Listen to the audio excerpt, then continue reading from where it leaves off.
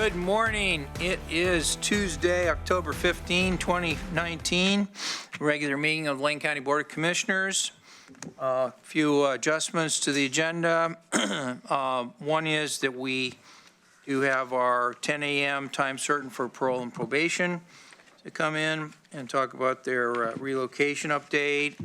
11 a.m. we have 626 and the Public Works Association Local 626 coming in, as well as the management team that negotiated their contract. So that's both 10 a.m. and 11 a.m.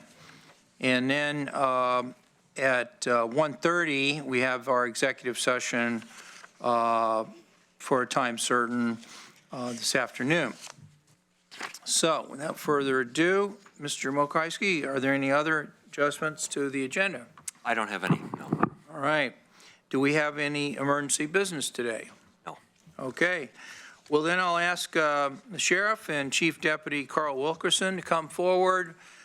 This is a really great opportunity to recognize one of our senior employees. And Mr. McAllister, would you like to proceed? And I know Sheriff Harold would like to make some remarks as well. Yes, and I'll do some introductory comments and then turn it over to the Sheriff. And we wanted to have Chief Deputy Wilkerson here today to recognize this really incredible accomplishment that very few individuals in Oregon and across the country are able to achieve. You see the big smile on the Sheriff's face here that this was not, and I will say, you know, wonderful contribution and effort by the Chief Deputy and the support from the Sheriff and the Sheriff's Office, because it, you know, it did have an impact for the Chief Deputy to be away for that period of time. But so we're here recognizing Chief Deputy Carl Wilkerson for completing one of the toughest challenges available to local law enforcement officers, the FBI National Academy. Chief Deputy Wilkerson and two other Oregon law enforcement officials graduated a 10-week training program at the FBI National Academy in Quantico, Virginia in September. Highly competitive process that requires the nomination by a supervisor, interviews with the candidate and coworkers to determine leadership skills and abilities, a background check, determination of physical fitness. We know that's not an issue. Support of former National Academy graduates within the candidate's organization. And again, only a few law enforcement officers in Oregon attended this year and each year. A couple comments about Chief Deputy Wilkerson, who started with the Lane County Sheriff's Office in 1994, became a deputy in 1996, working in corrections and later transferring to the Police Services Division. And as the Sheriff's Office does a fantastic job of leadership development and moving staff throughout the organization to get a broad array of experience. He also served as a patrol deputy in the traffic safety team, as a Crestwell contract deputy, and on county patrol, serving community members over an area of nearly the state of Connecticut. In 2005, Chief Deputy Wilkerson was promoted to detective in the criminal investigation section, 2013 to sergeant, and then in 2018 promoted to the position of police services lieutenant before accepting, so a lot of movement here in the last couple years, before accepting this new command to Chief Deputy, the second in command in the Sheriff's Office. I've shared this with the Sheriff, who doesn't need to hear me say this, but with others as well. The Sheriff's Office really is an incredible model in our organization and throughout the community in what they do to develop talent within their organization. And you've seen this now. We've had 3 sheriffs in the past 5 years, and every time we've had a sheriff leave or retire, we have someone else ready to take on that task and someone else to fill those shoes. So Chief Deputy Harold stepped up to be Chief Deputy when Chief Deputy Trapp became sheriff, and then Chief Deputy Harold becomes sheriff, and Chief Deputy Wilkerson was able to step up and take that on. So it's these types of programs and the support from the leadership in the Sheriff's Office to be able to anticipate and pursue those opportunities and continue to develop those leadership skills. And so we want to thank you, Chief Deputy, for your incredible work to go through this 10-week training program that was very rigorous. And thank you, Sheriff, for your support and commitment to that leadership development. And I'll turn it over, Sheriff, if you want to add some more comments about the program in particular. Sure, just very briefly, super excited that Carl got the opportunity to go. This is basically like a term of college with roughly 200 peers from across the nation, and actually across the world. There's usually around 30 international students in a session. All of the coursework is actually accredited through the University of Virginia, and so Carl went away to a college term in Quantico and did a great job. Proud of his accomplishments over there. I haven't actually seen his report card yet, but I'm confident that he did a terrific job. Glad that he got the opportunity, and incredibly glad that he's back. Good. Well, we are extremely proud, Chief Deputy Wilkerson, that, you were, selected for such an important assignment, and B, that you completed it and coming back to work as the number 2 person in the Sheriff's Office. So we really appreciate not only your service here, both before and after, but also a tremendous amount of work it took to get through that intense program, and it's quite an honor. And I was recalling you mentioned to me earlier this year that the number of Oregon peace officers that have been actually graduated from this program. Do you recall approximately what that was? I don't remember the number off the top of my head. I believe they say roughly 1% of, less than 1% of nationwide law enforcement officers get to go. Yeah. So I know many folks oftentimes are on a waiting list for up to 10 years to try and make it into the program. So. Yeah, it's puts it into perspective for the public. Thank you very much. Other commissioners want to make some remarks? Commissioner Farr? Ever so briefly, just a remark and then a question. First, a remark. Congratulations. Not congratulations. That's not the right word, is it? It's a grueling term that you spent back there. You say it's roughly the equivalent of 1 term in college. I'll bet it feels a lot like more than 1 term in college.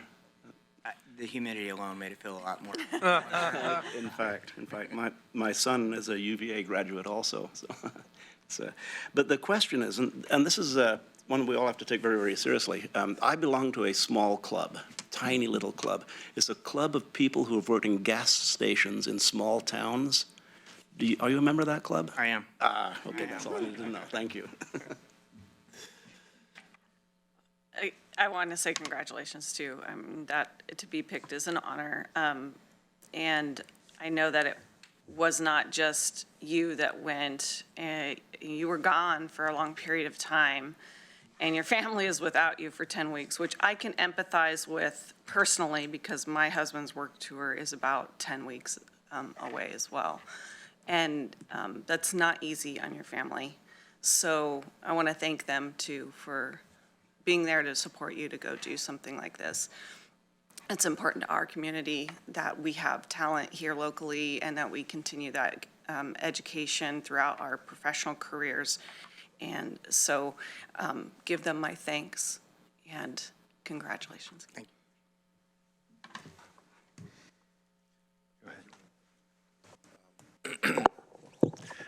I understand it's part of what you do. It allows the department to have the capacity to move forward as necessary. I would imagine it's an honor for us, but it's also an honor for you to be able to have gone through that. I lived in Virginia for 4 years. The humidity sucks, especially in the summer. Were you at Quantico or UVA? Quantico. Okay, yeah. More humid. Exactly. Well, and the commissioner to my left has even a deeper knowledge of the weather patterns in that particular part of the world, but congratulations, sir. Thank you. So I'll just want to, take a moment to congratulate you. I mean, I think when we first met, you were actually in the leadership of the union, and that's how we met, was through that union. So there seems to be a trend here of leadership, that goes through your life. What's amazing about this is, as there's a lot of headline news and people having questions about law enforcement in national news. We're sending somebody here from Little Lane County to get trained in all these, as you read the coursework that critical incident leadership, crisis negotiations, essentials for law enforcement leaders, behavioral science for law enforcement leaders, fitness in law enforcement, contemporary issues in law enforcement, all these things, basically is developing, the highest quality and standards for our local law enforcement. While, nationwide, there's been some questioning of law enforcement. So I really have to appreciate Cliff, and even back to Byron, who started, this, getting you guys to go. So we can at least say here in Lane County, we have this commitment to a high quality law enforcement, and part of it is being able to send our leadership to these classes so they can bring that knowledge back here and exercise it, so we don't end up in the national news. And I really appreciate that effort that you guys are making, the sacrifices you had to go through. But I think that's the real thing I want to congratulate the leadership of the Sheriff's Office on. Is just that your dedication to high standards is really important to us. And I think it meets Lane County's core behaviors. Thank you. Any comments, Chief Deputy? I would just want to say thank you to the sheriff and the rest of the sheriff's office staff who kind of bucked up and did my responsibilities while I was gone. And then, excuse me, to echo Commissioner Buck, big thank you to my wife and family who had kind of a rough summer while I was gone, and that 2,700 square miles in between didn't make it any easier. So thank you to everybody. I'm truly humbled and honored to have had the opportunity to go. So thank you. Well, thanks. And thanks so much for your willingness to do it and your achievement in completing the program. Congratulations. Thank you.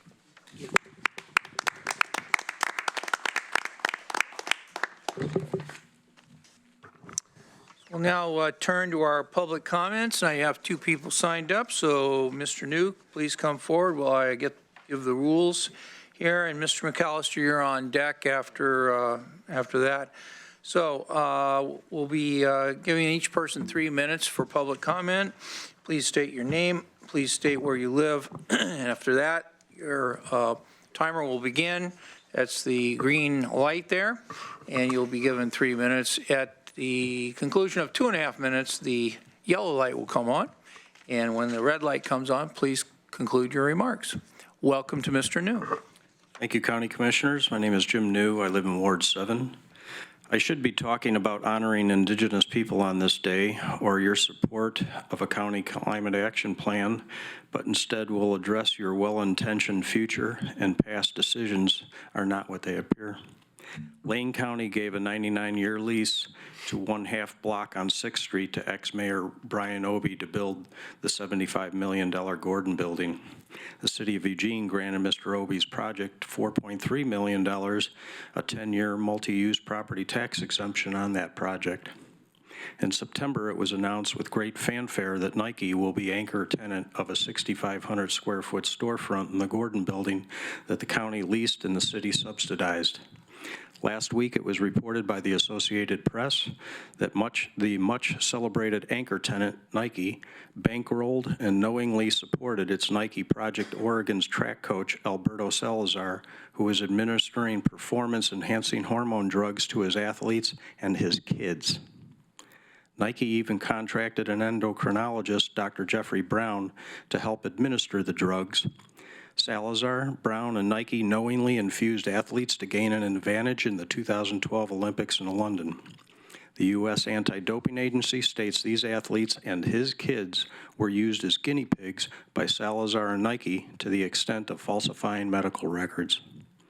Tell me how this is any different than Big Pharma and the opioid crisis. Individuals and corporations seeking personal and financial gain at another's expense. And now, the county's 99-year leasee and the city's recipient of a multi-year and multi-million-dollar tax subsidy, Brian Obey, celebrates the store opening of a corporate athletic doping promoter and funder. This sets a poor example for Lane County and the city of Eugene. Allowing Nike to operate business as usual demonstrates to all who live and visit our city that Lane County and Eugene put the corporate dollar over public moral. Nike should be shown the exit door and told, we just can't do it. As the saying goes, those who lay with dogs get fleas. Thank you. Thank you. And our next presenter is Chris McAllister. And Dave Patroni is after Mr. McAllister. Good morning, Mr. Chair, members of the commission. I come to you with a heavy heart. I am coming before you as both a service provider in this community that is a small, underfunded, needed, sorry, this is going to be a rough one for me. I also come before you as lived experience. Our people are being killed by the process. We have asked to be part of the process, and we've been involved looking at RFPs, looking at things in March. It is now approaching winter. We're about 30 days away from being able to quote-unquote activate while we've already had our first freezes. I've lost 2 people since I've seen you last, and these were totally avoidable, 100% avoidable. We have people who, when we came before you last November, last October, last December, we asked for a safe place for people to stay clean. We asked for a place for people who actually need to have a place to get into treatment. We have a waiting list of 2 and 3 months. We have open spots in places where only court orders can get people in. I have a 74-year-old woman who was discharged to the street 5 weeks ago, who is now at dusk till dawn. She cannot take her meds and stay at camp. There are rules that are governed by our contracting. Our contracts sometimes feel as distant to our local problem as Seattle is dying to our local policy. People who are elected quote that movie as what we need to do locally. Our electeds do not know our homeless people. They do not know the problems. They accept cookie cutter solutions, and they don't hold our staff accountable to doing urgency. Almost everybody who has urged people to do things quickly is now no longer in the picture. So now we have people who are not taking risks, while our people risk.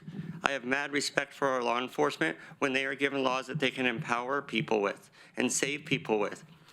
I have to beg my city council next week to give us body cams because we have people being told, get out of here, your kind is not welcome here. Eugene may put up with that expletive deleted, but we don't here in Springfield.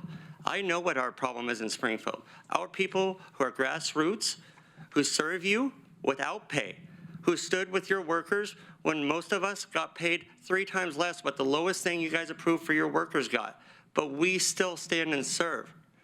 We ask for urgency, we ask for immediacy, and we ask for it in every one of your jurisdictions. Our people are dying, and it's not a game. It's a commodity that we feel like. We're passed between provider to provider. Our needs are neglected because the market's not yielding it. We need dog camps. We need medically fragile places. We need places for people to sleep. We need places for people to be on their medications, and we need it last year. I'm sorry if I'm upset. I'm tired of burying our youth. I have people younger than me that died, and all they needed to be is a roof, a Conestoga, to keep the water off their face when they fell asleep and couldn't respond. Seizures happen. People are dying in Veneta, in Cottage Grove, in Florence, Mapleton, Springfield, Eugene, Walterville. Your people need you. They need strong, unapologetic leadership. They need strong leaders to get the business sector to say, you know what, this is all of our problem. We are in this together. I apologize. No, I don't. I'm sorry. I'm sorry for apologizing. I represent homeless people on the Poverty and Homelessness Board. I do not speak for the homeless people. I am but one voice. We all need to be heard. There are over 20 versions of what homelessness is in your county, and you each could have a work session. We don't need declarations that are considered symbolic. We need to start talking about declarations that have teeth. We asked you for the work session. We asked you for the solutions. We asked, and we asked, and we asked, and now we need to start demanding, because you're losing the people who were supporting the process. You're losing the people who believed in the TAC report, because we're burying the people who had that chance to be the example. We need more than one 75-bed shelter. We need over 2,000 spots this winter, according to our point-in-time count. Thank you for your public comment. Thank you, sir. Dave Patroni, please come forward. Take 3 minutes, please. Thank you. I agree with pretty much what Chris McAllister said. I think if you tell the population is rising at a rate of 1% per year, it may not be the best way to communicate to people that are the leaders. But if you tell them the earth is shrinking, then they might worry more. There would be less places for people to live, and the places where people would live would be more expensive and smaller. And so the communication about, there are a lot of people in third world countries that want birth control. I'm going to tell a story which is kind of funny if it wasn't so tragic. Some NATO or some of those international organizations was trying to show how to prevent birth control using condoms to a village in Africa. I don't know in which country. So because the communication was poor on both sides, neither one spoke the other's language. The guy that was talking about this, he had a bamboo pole, and he put the condom on. He said, you do this, and you won't have any children.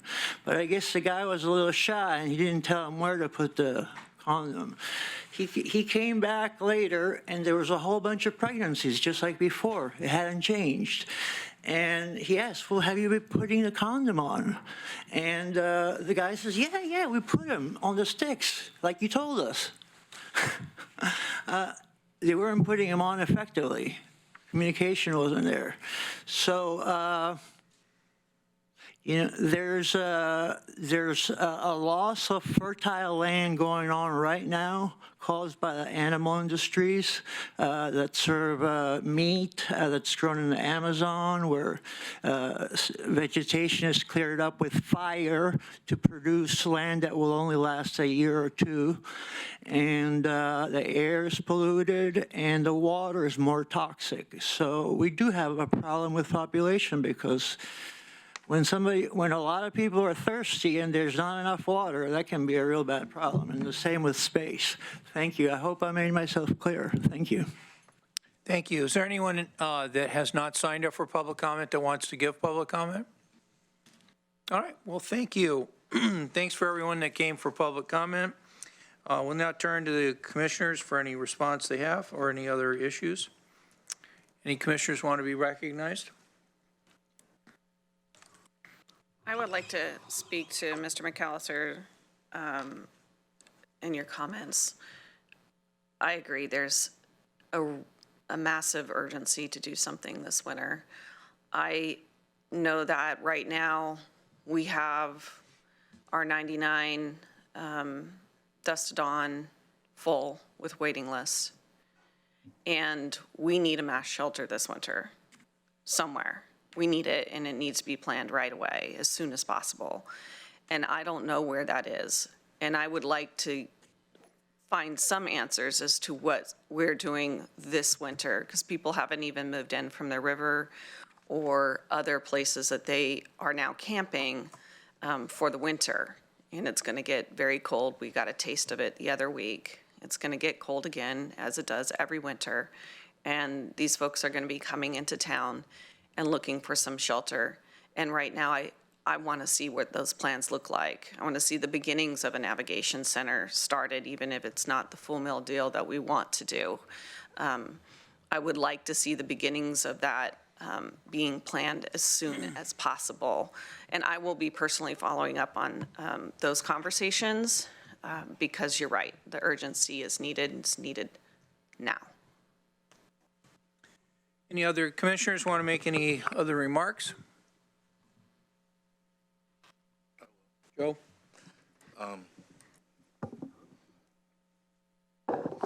I'd just like to make 2 points. The first point is I want to echo everything that Commissioner Buck said.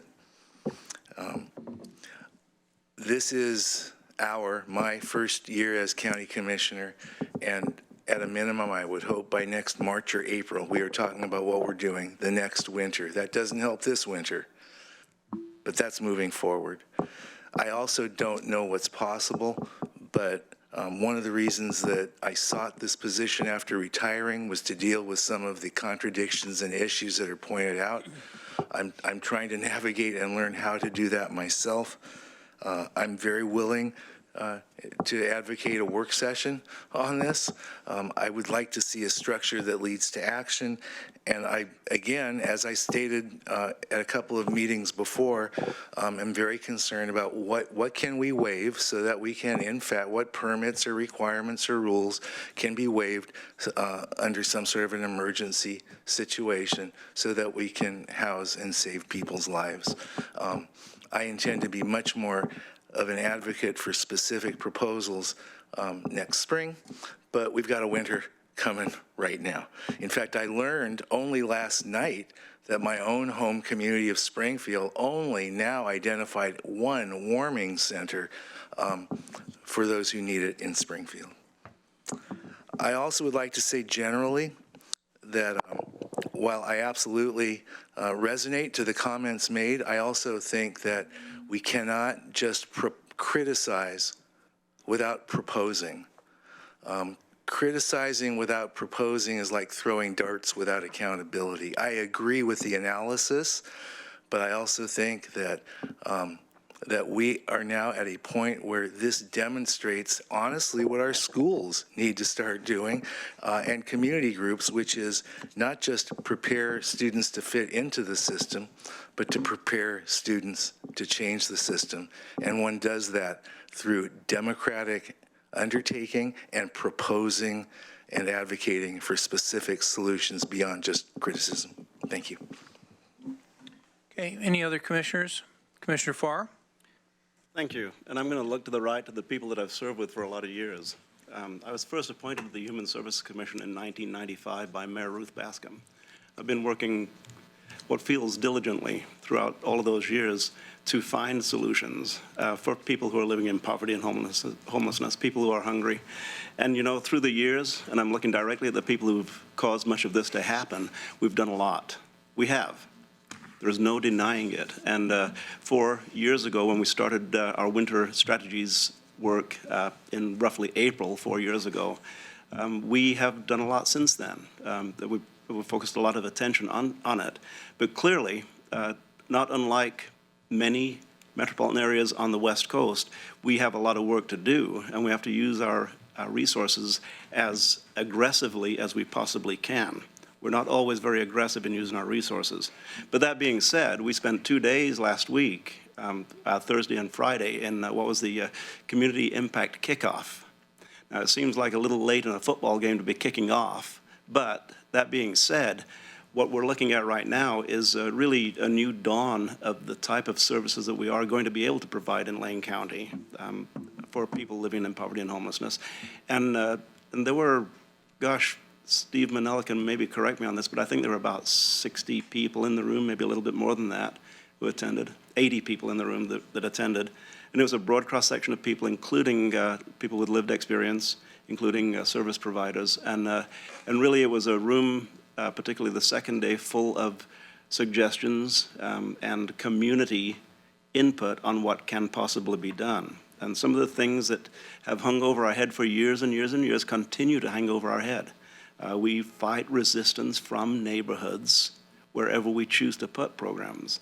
I don't know that that will ever go away until we find a way to integrate the neighborhood into the solution. So really, as we move forward, the discussions that we had on Friday are going to help us to provide a pathway for how we do provide a year-round low-barrier shelter, to how we do provide 300 to 600 beds, 300 to 600 units of supportive housing.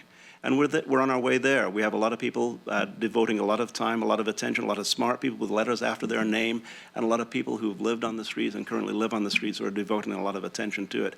I want to thank you, Steve Manella, and I want to thank you, Jacob Fox, for the work that you are doing to take us from where we have been since I started in 1995, and I came in late in 1995, to where we're going to be in the future, to really begin to address the needs of the people who live on the street, the people who are living in poverty and homelessness, in a way that the neighbors, the neighborhoods, can make them a part of their neighborhood. It's it's an uphill battle, and it will continue to be the same. As you know, we tried to put 11 high school boys in Bethel, and the neighbors would not allow 11 high school boys in a secure facility in Bethel, kids who are going to school. That's a kind of uphill battle that we have to wage, and it's not always money, and it's not always the attitude of the public servants or the elected officials that cause the failures, the strikeouts that we sometimes feel that we have. But let's continue to work. Let's continue to take the aggressive stance that we're going to take and aggressively use our resources. I want to thank you all for being here, and I'm looking once again to the right of the room, the people who are actually spending their lives, devoting their lives to providing the kind of services that we do need. Any other commissioners want to make any remarks? Okay. Let me just make a few remarks. One is I believe that the homeless population in Lane County is growing. So despite whatever efforts the nonprofit groups are making, the individuals, the churches, the cities, the county, the state, the federal government, at least in our area, the number of homeless people is going up. So the work that we're doing needs to be increased. The level of public support for this needs to be increased. And I appreciate you coming in and reminding us that despite the efforts that all these people are making, the problem does continue to get worse. And it doesn't take away from what we're doing, doesn't take away from the efforts that good people around the community are making, but it also doesn't do any good for, or at least doesn't solve the problems for the additional people that are added into the system. Sometimes it's as simple as having a warm place to sleep, warm and dry place to sleep. Sometimes it's much more complicated in terms of drug addiction, mental illness, criminal activity, probation, on and on and on. The complexity of why people are in the situation they're in.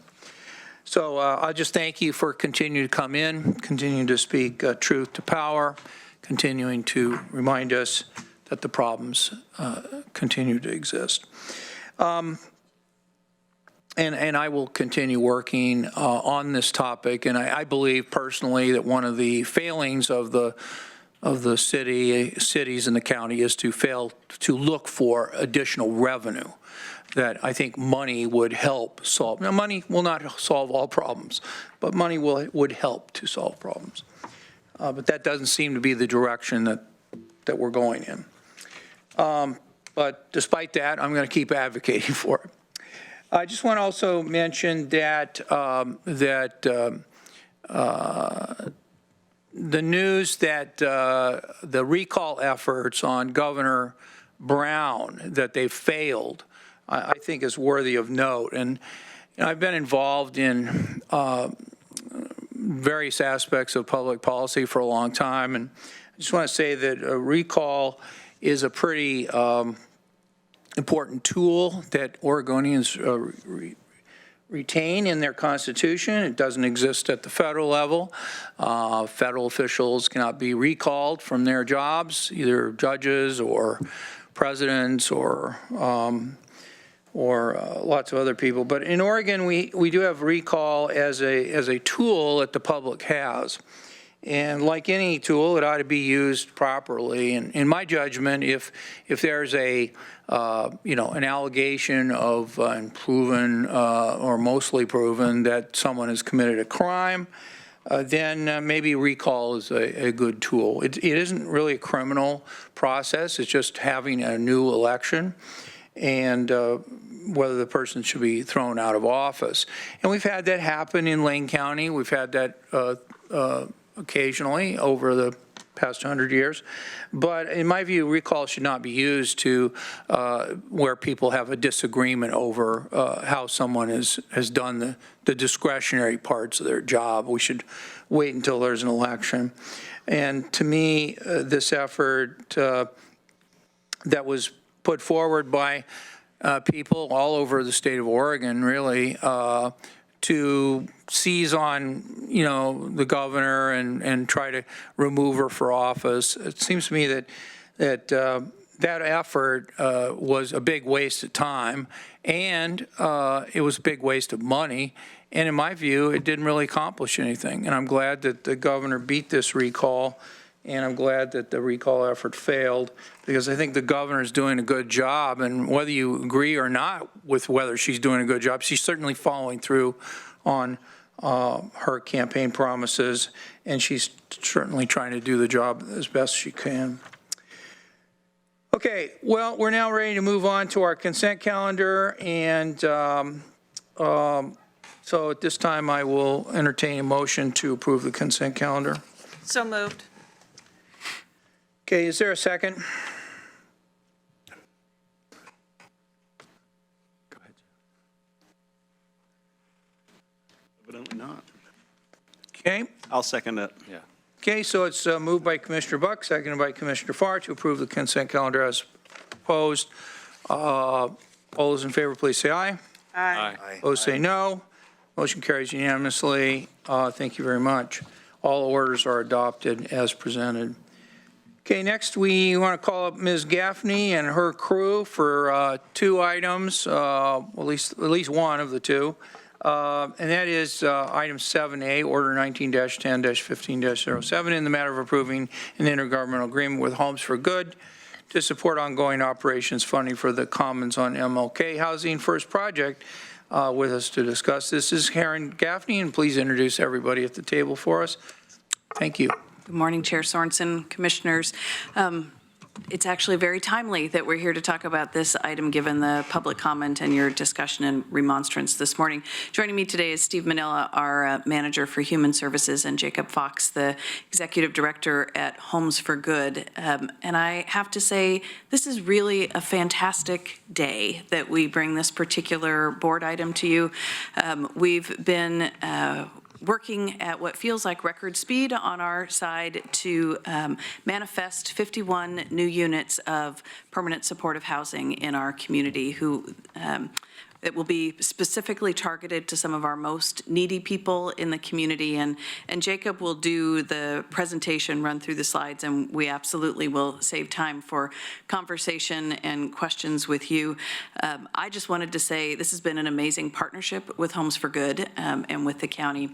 And it's such a joy to be able to bring this final step in the process. And today, the action that we ask of you is to approve our intergovernmental agreement that really memorializes the county's role in providing ongoing services that will be available at the permanent supportive housing units that Homes for Good will be building. And this, I believe, is one remarkable step on our journey that really is going to continue through the next 5 years as we get to those 350 units that Commissioner Farr referenced earlier. So with that, I want to turn it over to Jacob. Great. Thanks, Karen, and Chair Sorensen, Commissioners. I would just echo what Karen said. I've worked for 3 different housing authorities and a local jurisdiction, and the partnership on this project is, for me, unprecedented, and I've worked on dozens of affordable housing projects, so I'm just really humbled and thankful for the support from the county. I also want to point out an important person in the room, Nora Cronin, that works at Homes for Good. So Steve, Karen, and I really had a vision for this project, and then we realized in order to deliver on the vision, we needed to hire somebody as smart and talented as Nora, so we were lucky to bring her on board, and she's really taken this project and arrayed all the funding, which I'll talk about in a minute. I am going to skip some slides. You've seen some of these, and I just want to make sure there's plenty of time for questions. So this is a rendering of the building. It's tweaked slightly, but this is what the building will look like for the most part. You know some of these details, just to tick through them really quickly. You all put the Poverty and Homelessness Board together. That board had a vision for this project. You all donated the land, and the fact that it's directly adjacent to the behavioral health building, I believe, is something unique nationally. These projects are done across the nation, but I don't know of any that's directly adjacent to a behavioral health clinic. We've talked about the partnership between our organizations. I'll talk more about the sources. Karen referenced 51 units, and we all know that this building will be occupied using the frequent user system engagement list, which is national best practice that Lane County's also implemented. You've seen this slide. This just talks about how Housing First moves the dial in terms of saving the community money, specifically jail and emergency room visits. So just to kind of refresh you on the project timeline, again, we had a vision that took shape in 2016. I think because of advocacy from Lane County and Homes for Good, OHCS actually committed $3 million out of cycle, which is extremely rare because of how passionate they were about a Housing First project outside of the Portland metro area.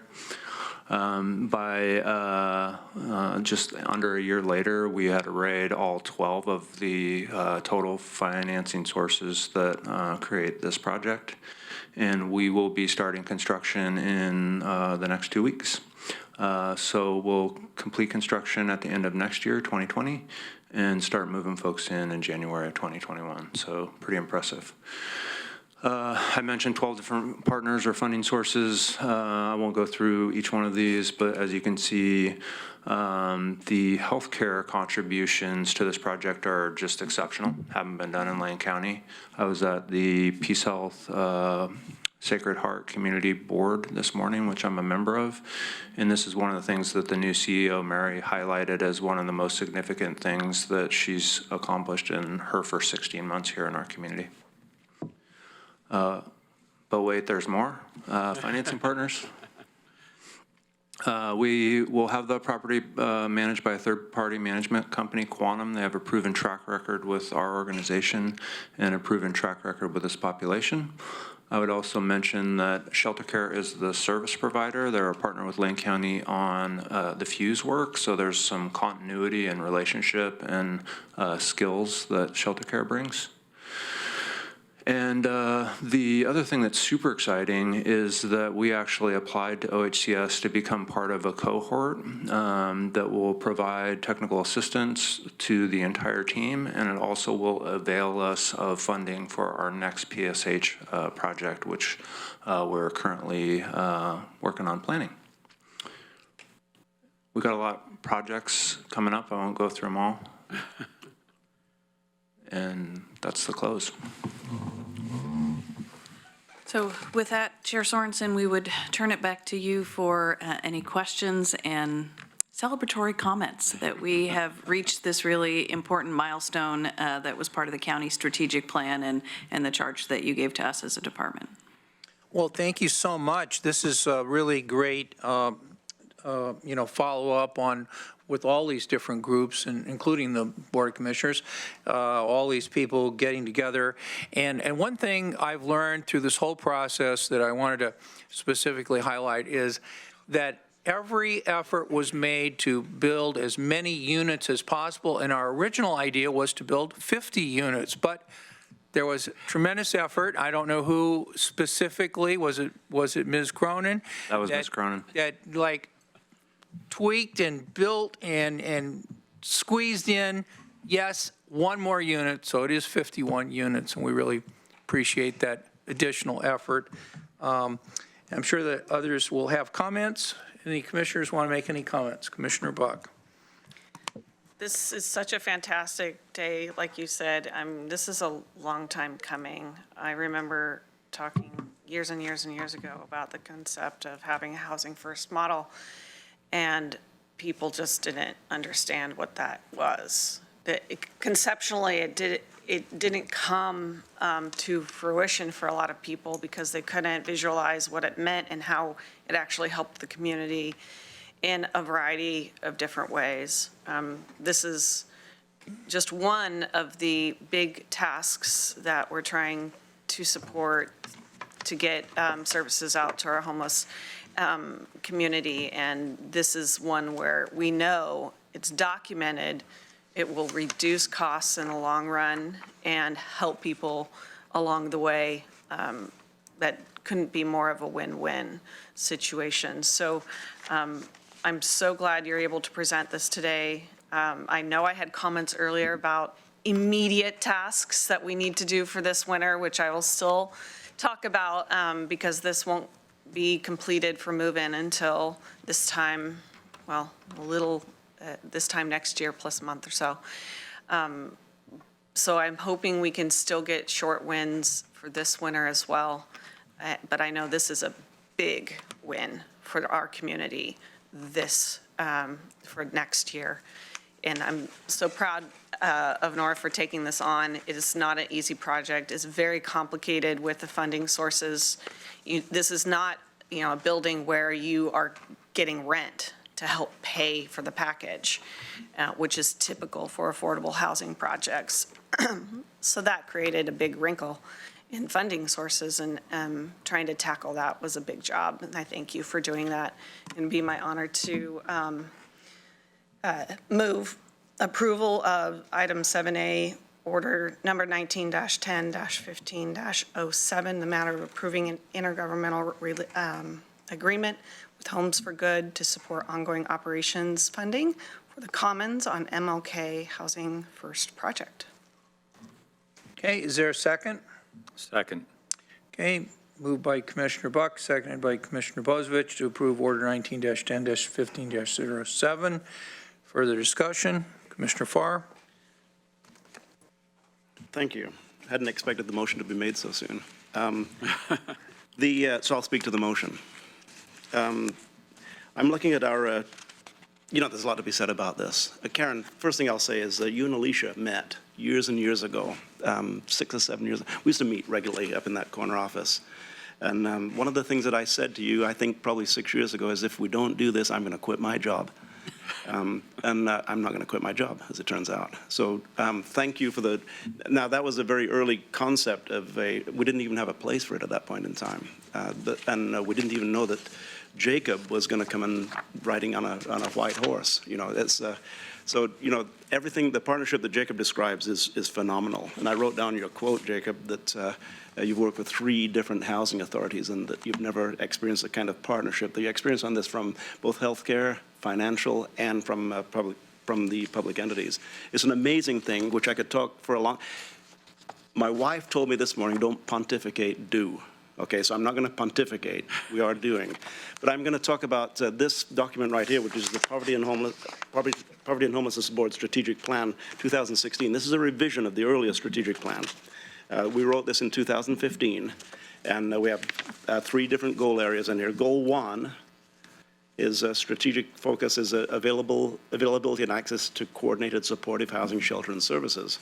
Goal 1.1 is to create 600 additional housing opportunities, and goal 1.1A. Now remember, think about that. 1.1A is develop 100 housing first units, including a 50-unit apartment building with on-site behavioral health services and 50 micro apartment houses with the mobile support services by 2019. Well, here we are, 2019, and we're breaking ground on it in 2019. We wrote this in 2015, this strategic plan. We adopted it in 2016. And here we are, all this distance down the road. And Jacob, you talked about the partnership that got us here. And I look around the room and you talked about the addition of Nora, who really breathed oxygen into the project. And I'm just proud to be a tiny, tiny little observer of all the work that went into this. Thank you very much. I am honored and proud to be here. I didn't get to make the motion, didn't get to second the motion, but I will say yes. Okay, anything further? Commissioner Bozievich.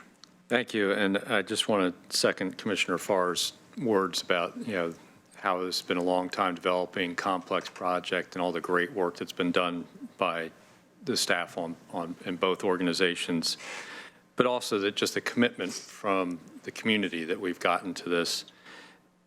I first heard about the whole concept of frequent users early on, when I first became a commissioner, attended a local public safety coordinating council and actually heard the EPD folks talk about their top 100 that list that they kept.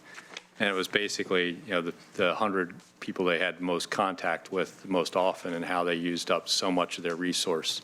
And that started me pushing for what became the Fuse project, and trying to deal with that heavy use of resource by such a few in our community.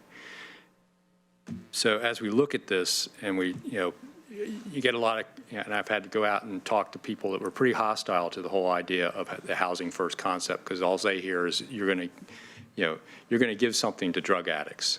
That's what they're here. That comes to their mind.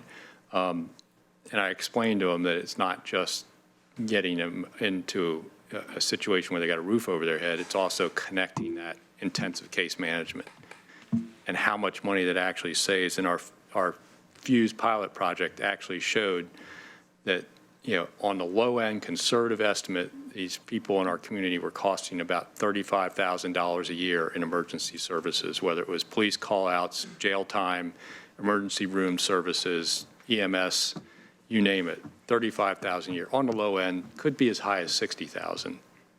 You take that and times it by 51. And you're talking about an annual savings between $1.7 and $3 million.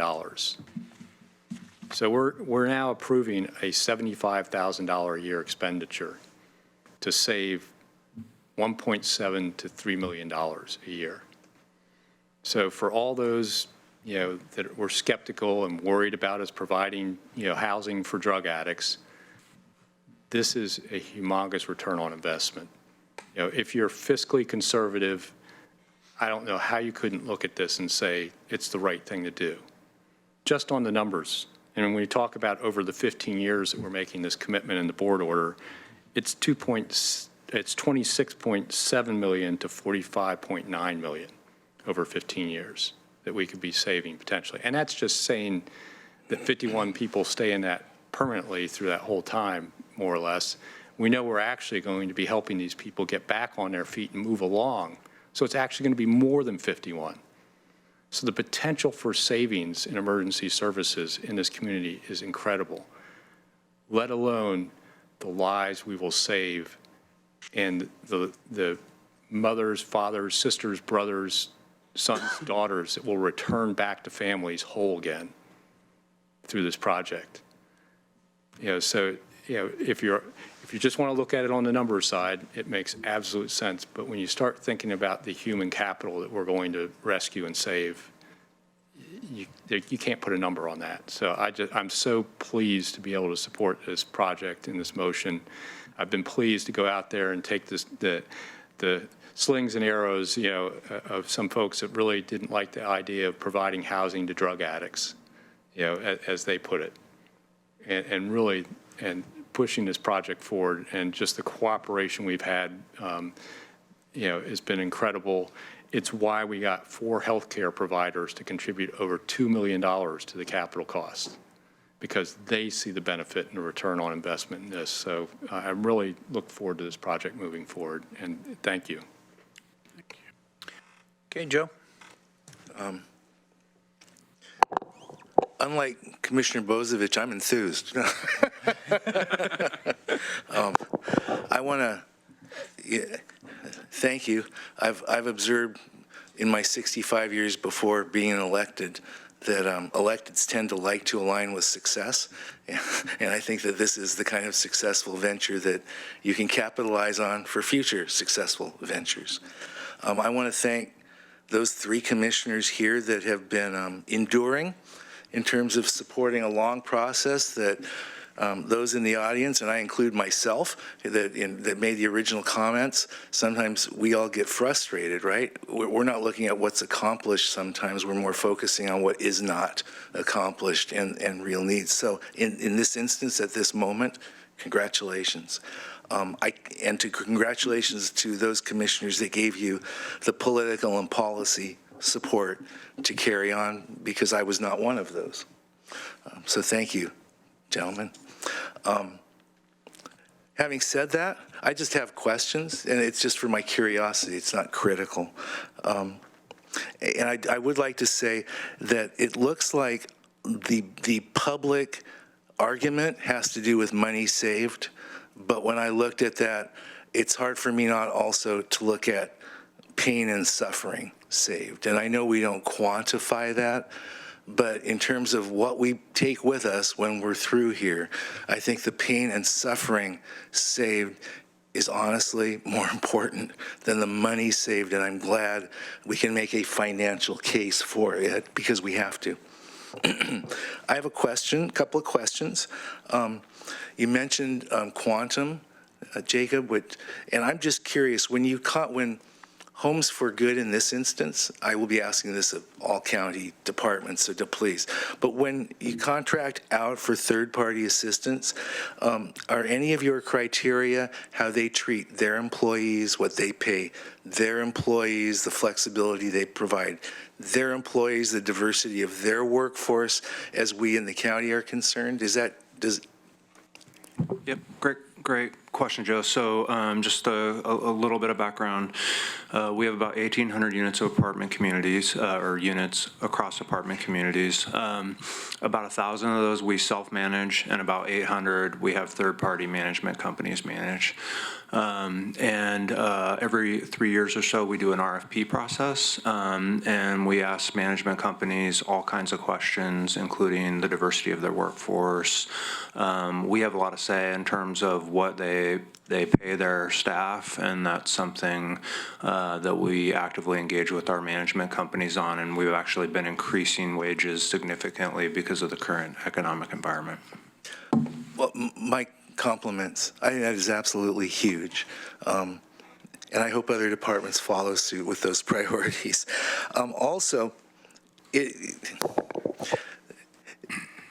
seems to me that, and it's interesting, one of the people that provided public testimony was, I think the concept behind his concern had to do with over corporate influence in various kinds of public projects.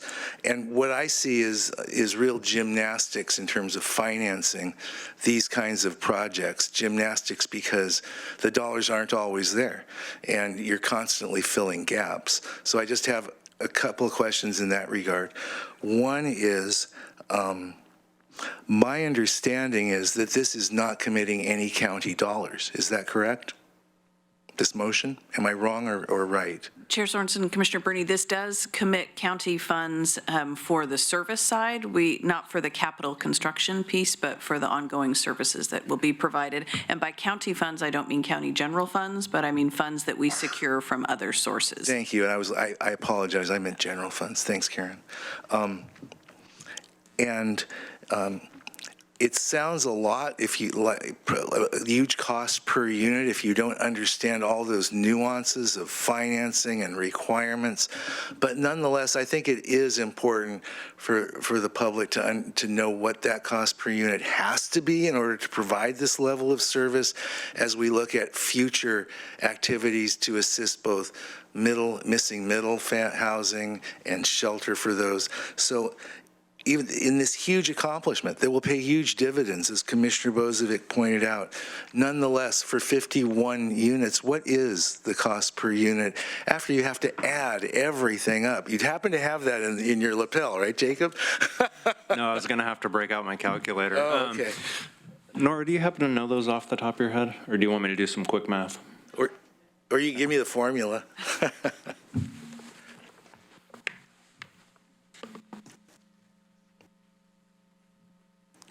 Hi, good morning. I have so many numbers in my head, and I think I still have that one accessible. So the cost per unit for the property management is around $8,400 per unit per year. That does not include the supportive services. That's just to run the building. But it does include property management staff. And for this project, it's very unique in that we're going to have 24/7 staffing. And that is really expensive to provide. And that's why it's higher than a normal affordable housing complex. So the $8,400 per unit per year is mostly just to run the building. The supportive services is a lot more than that, and it's extra, and it's a separate budget. I think we're right at 10,000 a unit for that. Close to 9 or 10,000 a unit for the supportive services program that we've identified. And I apologize, and I understand how all those dollars save more dollars. I was asking the construction cost per. Oh, I'm sorry. I'm sorry. No, I apologize. So, what's that? So the project is roughly $13 million. I think it's around 250,000 a unit. If that's right. Yeah, and Commissioners, one needs to take into consideration in this project, we have a whole ground floor that is for services for the tenants. And in a typical, either a typical supportive housing or a typical affordable housing project, you typically have a community room and maybe some additional space for instruction. But, and so when you're figuring the cost per unit, you really have to look at the residential units versus the common space that we're using as well. Thank you. And I didn't ask, 8 months ago, I might have asked that being critical. Now that I'm learning all that's baked into that and all that has to be, I just felt for the public, it's important to understand why these costs, what they are, what we're contending with as we're developing this type of housing moving forward, as well as the other types I mentioned. Thank you very much. Well, thank you very much. I just had one closing question, and that is, with this point in time count that we've referred to oftentimes in talking about homelessness, how difficult would it be, Steve, for you to email the board and just give us the point in time numbers for the last 5 years or so? We can do that very easy. Okay, that'd be helpful. I just wanted to say, this is such a great moment. I just don't want this moment to pass without, summarizing this by saying thank you, thank you. Thanks for everyone involved. Thanks for all of those folks who are contributing money to this project. And I'm really happy to hear about the timeline that leads to people moving in January 2021. So with that, we'll go for our vote. All those in favor, please say aye. Aye. Opposed, say no. And the order does carry unanimously, all commissioners present voting. So thank you very much. And I'd like to take our next item, which I know is a fairly routine item, a 7A, Order 19-10-15-08, in the matter of approving 3 contracts and 1 amendment and delegating authority to the county administrator to sign the approved contracts and amendments. Ms. Gaffney is here to introduce it. Indeed. Thank you, Chair Sorensen and Commissioners. As you mentioned, this is a fairly routine item. I did want to lift up one of the contracts that's a new contract for us that's in this packet, and that is for mobile crisis services in West Lane County. I know that's been a need and a conversation we've had for quite some time, and part of your strategic plan to really expand access to behavioral health and primary care services in the rural communities. And this is a fantastic partnership that we're forging with West Lane Ambulance and Florence Police Department to make sure that people who live in West Lane County have access to a mobile mental health crisis response that currently really only exists in the Eugene-Springfield area with our Cahoots program, and now in Florence. They will also have a 24/7 opportunity for people who need that type of response on the street instead of just being a police officer. They'll have an opportunity for a mental health crisis, face-to-face interaction with a qualified mental health professional to do an assessment, and really with the targeted goal of decreasing emergency room and jail intakes for people whose primary issue really is a behavioral health one and not a public safety one. So this is an important step forward for us in helping build that countywide network and availability for mobile mental health response. So I did want to lift that one up. I know it's of interest to at least one commissioner who's been tracking on that. Okay. Okay, Commissioner discussion. Commissioner Bozovich. So I'd like to move approval of Order 19-10-1508 in the matter of approving 3 contracts and 1 amendment, delegating authority to county administrator to sign the approved contracts and amendments. Second.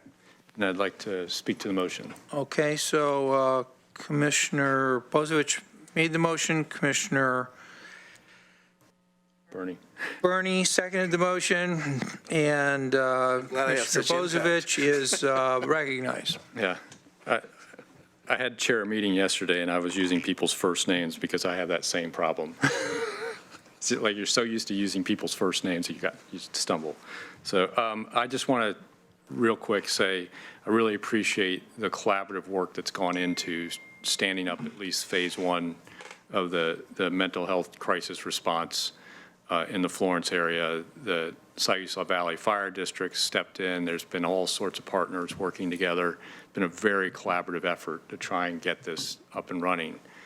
I'll just express right now my concern for phase two, which is to expand it beyond the city of Florence city limits, because it's only going to be staffed with a single person that has both the combination of EMS skills and mental health crisis skills. So in order for them to respond, they have to have co-response with law enforcement. Right now, we cannot commit to that outside of Florence because we don't have the capacity, period. So as we think about our ability to have mobile mental health crisis response in Lane County, we also have to think about our ability to have rural law enforcement response. And they go together. So, you know, the great first phase is going to go good, but I'm a little concerned if once we try and move beyond Florence. But it is great just to see a rural community get this service, because Cahoots here in Eugene and Springfield has been fantastic in diverting people with mental health away from the criminal justice system. Thank you. Okay. Further discussion? Okay, we'll go to a vote. All those in favor, please say aye. Aye. Opposed, say no. Order carries unanimously. Order is adopted. And now we'd like to move to item 9A. So I'll ask Mr. Rickoff, Mr. Dumeyer, and Mr. Kincaid to come forward. This is item 9A, discussion, parole and probation relocation update. And welcome to all of you. And after we get set up here, perhaps Mr. Rickoff, you could introduce everybody at the table and those that are near the table. I think that would take all their time. Yeah, it's true. Chair Sorensen. Thank you so much for your presentation today. We really appreciate it. Oh, excuse me. Well, thank you. We're going to, I'm not going to apologize for bringing an entire team up here. I think this is in a day where you've already started with some pretty good news in terms of the comments on MLK. We're going to continue that trend and continue with some good news as we talk about the effort that's gone towards finding a new home for parole and probation. I will ask, as the individuals first have a chance to speak, that they start with an introduction. The work that we're bringing before you today has been teamwork, and we thought a visual representation of that would not only be important, I think it's important that you hear from the depth and breadth of parole and probation, so to help deepen the understanding for commissioners and community about what these services mean, and the work that you've initiated is going to be doing for the community. So with that said and done, we are not here today to talk about the specific site or the specific contractual arrangements. We will come back in a little bit over a month's time to have that conversation. We thought it was important, though, to bring you up to speed on the work that we have been doing at your request over the past couple of months to prepare for a transition to a new home. So first and foremost, thank you very much for your attention to this issue. I know each and every one of you have been in the building, you've seen our current circumstances, you've had opportunities to do ride-alongs and interact with the officers and staff of parole and probation, and you know the critical nature of this service. You also have identified the fact that the current location no longer meets the business needs of parole and probation. We'll go into a little bit more detail on that in a moment, but first and foremost, thank you. We turned the corner some time back where we started using outbuildings, outstations for officers based on business need. We've hit the point where we're actually putting folks in outstations because it's the only real estate left to house officers. We've asked for a chance to change that, and what we're going to bring before you now is the chance that you've launched. With that said and done, we'd like to talk a little bit about the challenges with the current staff, and I believe I'm going to turn it over to Rick Patroni to start with. Thank you. I'm Rick Patroni with Parole and Probation Officer here for 13 years, and love this county, by the way. I am a sex offender PO, and obviously security is really important, not only to my clientele, but from our fellow officers. And we have to make sure that this is a safe environment for people to enter into, and because it's a jail facility, we have those issues of putting non-clients into our building, then we have to search. So that becomes an issue, and we don't know what they're bringing in, and it becomes a kind of a gray area if we can be able to search those people. And I think Aaron is going to go and talk a little bit more about that. Aaron Rauschert, supervisor with PMP there. Been there for 18 years now. So I'm going to talk a little bit about the kind of the safety and security. So our offices are, if you guys have probably seen, they're pretty confined. They're pretty small. They also don't offer any barriers or anything like that. So doesn't allow an officer any response time to a sudden attack. So there's no desk between the officer and the client. Usually they're sitting right there, right next to them. And sometimes the officers are focused on case planning, computer work, and different things like that. So sometimes their focus is maybe not on the client right at that time. So having some barrier is really nice to have. One of the other things, the cubicles aren't really a good place to conduct any kind of arrests or anything like that. They're not staged for that. There's no really mobility. They're very small, confined. And there's lots of blind corners in our office. If you guys have seen, it's kind of like a maze up there. It used to be a corrections facility up there, so everything's kind of housed in dorms. So movement through the facility is really tough too. So when we also arrest our clientele, they have to go downstairs, and you can see the set of stairs up there on the having somebody handcuffed, and we have to guide them down on slippery and sometimes wet stairs, depending on the weather, can be kind of challenging, and depending on the person too. And so. Hey, my name is Sarah Truelove. I'm a senior office assistant, parole and probation. I'm also a LEDS representative, and LEDS is law enforcement database system. And as a part of my job, I have to make sure that everyone complies with criminal justice information systems, which are rules both state and federal. Currently, our office is not in full compliance, and we can't be. There are 7 people in our office that are in full compliance, all the supervisors and the 2 front desk staff. And what the compliance means is that the offender cannot read the screens of the computers of their POs, and that's not possible. If you look up there where you see at the far bottom right corner, there's a PO with his screens open. The offender can read them. The offender can also probably read the screens as they're walking past to their PO's desk. So we're technically not in compliance, and the state has been very good about letting us, sort of work through this, but they won't be for much longer. Rick? We'll talk about confidentiality in our current situation. As like indicated, I'm a sex offender PO, so I have to talk about very sensitive stuff with my clients. And in a cubicle situation, we have a very thin wall, and I'll have an offender with another client or another PO sitting right on the other side of that wall, and I can't do my job appropriately getting that information to my client or receiving the information from those clients on how it can help them better their lives so they don't reoffend. I actually can't even get a full disclosure from the client in our current situation because I don't think it's ethical for me to ask that information with other clients listening in onto those conversations because I don't think it's safe for them. We do have a pretty good gang presence when it comes coming out of prison, and that mentality still is on the street when they deal with somebody with a sex offense. And that is just unacceptable. And in one pod area, which I believe is the second photo from last on the bottom, is we have 7 POs assigned to that one pod area. 7 POs with 7 clients in one area. It's just we can't do our job appropriately.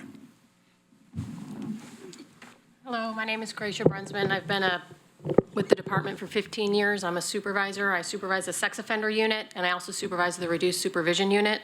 And so Sarah and I are going to talk. She's going to talk more about the support staff side, but I'll talk about more of the day-to-day business needs that we are facing challenges with. Can you say your name again? I'm sorry. Sorry, Gracia Brunsman. So as of right now, we are fully staffed with POs, and our office is completely full. And so in terms of day-to-day business needs, our manager is now in the one place that we had a meeting room. And so we now have to coordinate with our manager's office and his office space to actually have any sort of unit meetings that we want to have. We have no conference room, so everything has to be sort of outsourced. We go to Health and Human Services for any all-staff meetings, any type of employee recognition or gatherings that we want to have. We can only fit about 12 people. If you've walked through our office, you can see that our lunchroom, our break room is also our mail room, which is also a meeting space. It seats about 12 people. We have approximately 60 staff. So there is no way to fit all of our staff in one area. We have to outsource that. In addition to that, we also have defensive tactics that now are having to be conducted in Cresswell, in our Cresswell location. So anytime we do defensive tactics with our officers, we have to all carpool down to Cresswell to do that activity because we have nothing on site. As well as our department also offers our officers to do workouts that we have to do at a gym. We have nothing on site to do any of that sort of thing. The other issue with the day-to-day business needs is we have no storage. So you will often find that when you're walking through our office, things are just shoved in areas or are sitting out in walkways because there's just simply no place to put all of our supplies, gear, all of our office supplies. And so it really becomes dangerous in that respect, in that there's no place to store things. We're having to walk around. And you want to? And to piggyback off that, so we have no place to put our office supplies. Those deliveries have to be made through our front lobby, which means that the postal workers have to come up those stairs with big, large boxes, which is kind of a liability. Anything really, really heavy has to come through the elevator, which means they have to go through a correctional facility to do that. So that's really problematic. The other thing for administrative staff is we're split up. So we have a front office and the back office. The front office houses 2 office assistants, and the back office can house up to 5. Those 2 front office staff are alone. They're by themselves. So if they need help, they could call us, they could email us, but most of the time we're off doing other things that we have to do to make sure that we run smoothly, and they may not receive very much help quickly. Also, with urgent and emergent problems where they can't actually contact us, they're alone. They're basically at the mercy of anybody who's walking by, and that's kind of the problem that we're having right now. All right. Your turn. Okay. Good morning, Commissioners. Donovan Dumeyer, I'm the manager of Prone Probation. I'd like to talk a little bit about our outstations, and as it was mentioned earlier, we have absolutely become dependent on our outstation locations. We currently have 14, which is not necessarily out of need, but out of necessity, given our space. Recently, it was mentioned that we're fully staffed. We have 5 new officers come on board, and for the last several years, we've been really on a one officer in, one officer out kind of model. And most recently, we hired 5 new officers at one time. And so we had to make some really, there was a lot of creative problem solving. And so as it was mentioned by Supervisor Brunsman, myself, I was moved into our only conference room. So I share my office with the conference space. So we've been incredibly flexible in trying to work around that, but it certainly poses its challenges. So those are all the problems that we were faced with, and kind of now we're here to talk about what we've done since the board gave direction and had a tour in May of 2018. So I'm going to do a really high-level overview, and then the staff is going to kind of talk about their involvement in the process. So over the last 18 months, we've made really significant progress in relocating parole and probation. We've sought to meaningfully involve staff in the process, which is something that I think was lost in previous moves. And we really took it as a critical element to project success, not just a box to check. If the staff weren't involved in a meaningful way, then we're not really going to reach our goals. They're the end users, and they're the ones providing the service, so we need to make sure that their needs are met.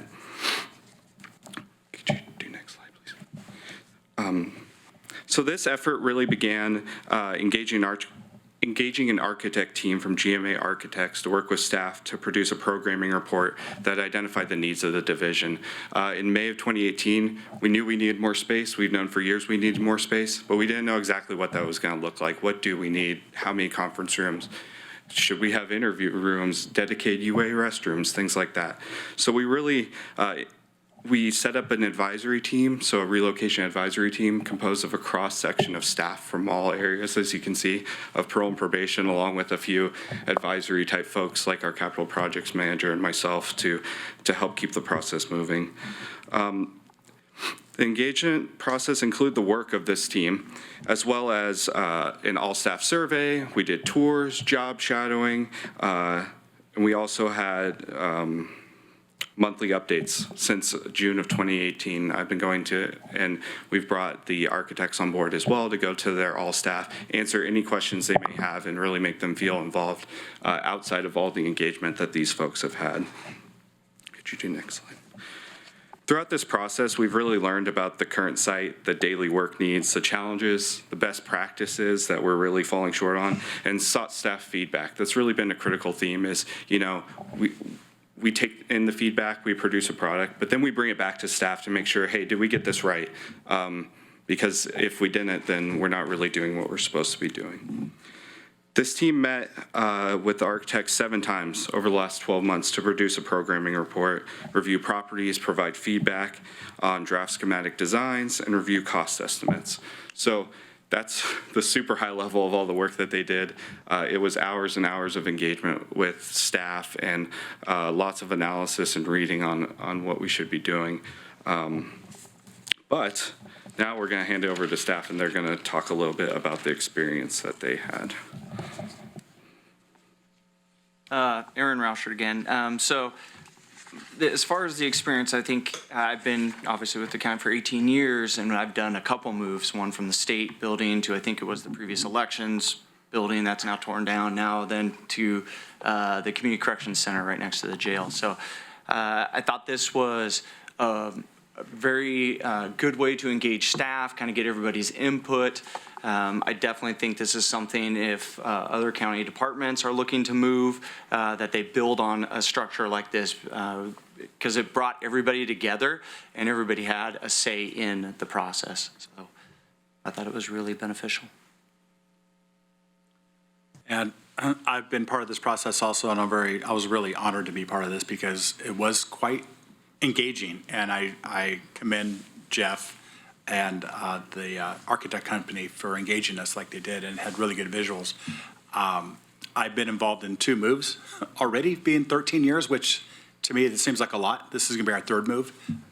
To me, I'm glad we're looking for a forever home, and I think that's important. And we've done a really good job of being involved, and I don't feel like we were left out at all. I don't think the staff, even all staff were left out coming for the monthly updates.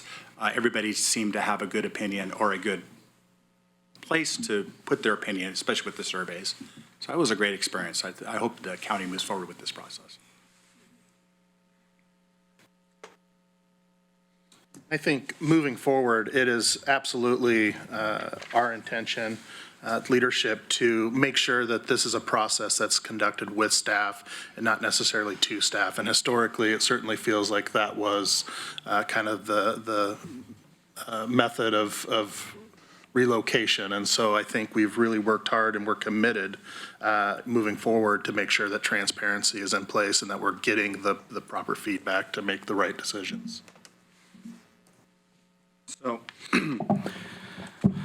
So after all this work, once we had clearly articulated space requirements, I mean, that was a huge effort in itself, just getting an architect on board and working with the staff to find out what we needed. We engaged with Campbell Commercial Realty to assist with finding a property that met the requirements of the division while also keeping in mind the limitations. So you go to the next slide, please. Namely, they must be near transit lines to be able to serve their clients. They must not be within 1,000 feet of a child serving facility. So as you can imagine, that severely limits. So that's not even taking into account space requirements, price, availability. This is what we're left with. The areas in bright green. What you can't see as well maybe is those light pinkish circles. Those are within 1,000 feet of a child serving facility. So you can see not a ton of properties in this metro area.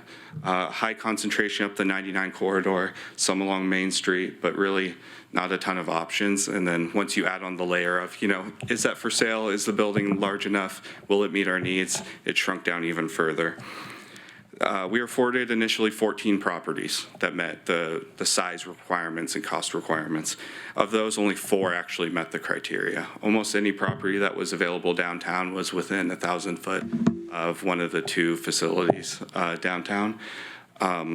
So after we received those 4, after we knocked it down to 4 available, we brought it to staff for review and scoring. So we sent it out to staff, took in their feedback, and that really brought it down to 2. A couple of the properties had really unworkable features, as in housing right on top of them that were separate, and things that really wouldn't be workable or work well with a parole and probation facility. These 2 options were actually relatively similar. They're both industrial type buildings, approximately the same size, approximately the same shape, same construction. The biggest difference was lease or purchase. One was only available for lease and one was available for purchase. So once we got to that point, we worked with GMA to complete some high-level schematic designs. So saying, hey, you gave us this program, can you cram it into this building and show us what it would look like? After they did that, we provided it to staff and got some feedback so we could further tweak our understanding of their needs. And then we took that as well along concurrently when we brought it to staff, we brought it to a cost estimator because we wanted to know, okay, well, it could work. How much could it cost? We wanted to get an estimate so we knew if we were going to be able to move forward or not. As we were doing that, we did a 5, 10, 20, and 30-year projection of cost to operate each building, including bringing it up to their needs, so that then we could present that to the Director of Operations, Mr. Rickoff, and the County Administrator, Mr. Mokrajski, to say, hey, here's all the feedback we've got from staff, here's all the work that we've done. Can we get a little direction here? So, which was met really positively. The cost numbers kind of painted a pretty clear picture. The lease was pretty cost prohibitive. So the clear choice was to move ahead and have a discussion with the board around a purchase, which we've periodically updated the board. It's a property transaction, so we've done it in executive session. But that was kind of how we got to where we are today. And now Greg is going to begin the discussion on how the county and the community are going to benefit from the relocation. All right, thank you. Just very quickly, everybody's set to talk about the efficiencies and improvements that we think we'll be able to bring to the space itself. It goes without saying that the fact that the Community Corrections Center building that the parole and probation currently resides in, on the ground floor is the Community Corrections Center components. They're ready to expand. They can expand as soon as they can retrofit the building, and it's going to benefit the Sheriff's Office completely. But let's jump into operational efficiencies. As far as the new space, it'll help out. Carisha talked about currently we have to do our defensive tactics training, confrontational simulation training, and stuff like that in other areas of the county. We go down to Cresswell, so this will save officers time commuting if we had it right on site, an ability or map room where officers could actually conduct trainings right there on site. They can just leave their cubicle and they're right there within minutes. Same with our physical fitness training. classes that we provide for staff. They could be housed right down the hallway in a gym or a mat room where we'd have the ability to do that. So they wouldn't have to commute to another facility which takes time. So it'd be a lot more efficient. Another one is gear storage for our firearms, for our defensive tactics, ammunition, our other gear. We'd have a designated place where we can store all this gear, because right now it's kind of divided up in various areas of our office, which is not very efficient.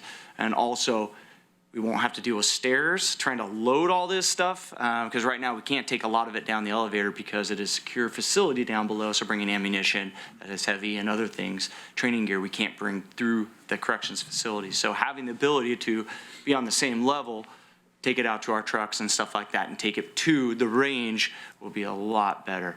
And having the ability to, actually our DT gear, it'd be right there. We'd just have to carry it down to the mat room, which would be much, much easier for staff. Hello, Christina Doolittle, Lane County Parole and Probation. I've been here 15 years. One of the things I want to talk about is the safety improvements in the new building. We've discussed having it on one level, which would help for handicap purposes, as well as you saw the picture of the stairs. Another thing for safety would be a better layout in the office space as well as our lobby space. Our lobby space, there's hidden corners, it's small, and we can't always see what's going on. Secure parking for everybody, including our county vehicles and all our personal vehicles, and interview rooms with partitioned glass. We have some safety threats at times where people have threatened officers, and so we have safety protocol to go through. If we had glass there, then we wouldn't have to deal with contact issues. So I think Christina covered a lot of that, but it's important that the accessibility is really, I deal with a lot of older clientele. They tend to do a lot of time in prison, unfortunately, or fortunately. And so I have to meet with my clients in the old building on the front doorstep because it's just really difficult to bring them into our office through the elevator process. And this is going to give us the ability to allow those clients to come in safely and have good, appropriate interviews with our clientele. And I think that's really important for the new layout. All right. So we have this new location. It is at Four Corners, and I think we've got an aerial view of that. Significant community benefits with the space. One of the things that we have included is room and space for social service partners. Parole and probation cannot do its work alone. There are many service partners that would like to be co-housed with us, and we're actually hearing from them already while we're still in this process that they would look for that location. It's also really a chance to rejuvenate a prominent corner in the Bethel neighborhood, the Four Corners area. As you know, it's got a lot of different traffic. As a stabilizing tenant landowner in the property, I think we're going to be able to reap benefits in the neighborhood. Morning, Chair Sorensen, Commissioners. Mike Penwell, Capital Projects Manager. This project will also be one that will highlight some of our community benefit agreement components. It's a project that will appeal to local contractors. It will require prevailing wages. It will also vastly increase the energy efficiency of this building, and it will, the 1.5% for solar will apply. And so we'll have solar either for preheat for hot water or photovoltaics or both. So this, again, it'll really give the opportunity to highlight some of the components that we're trying to stress in the community benefits agreement. So all that brings us to today. With all this work done, what are the next steps? As you are aware, we're currently in the due diligence period for the property purchase, and we've been updating you in executive session. We anticipated bringing a final approval to the board at the end of October. Due to some additional inspections and testing, it's probably going to be pushed back to mid-November, but we're still hoping to bring that back to you this year. If approved after closing, we'd be looking at, this is the far out timeline, an 18 to 30 month period until final occupancy. So that's including all the design and construction required to make it ready for parole and probation to really move in and begin providing that service in the area.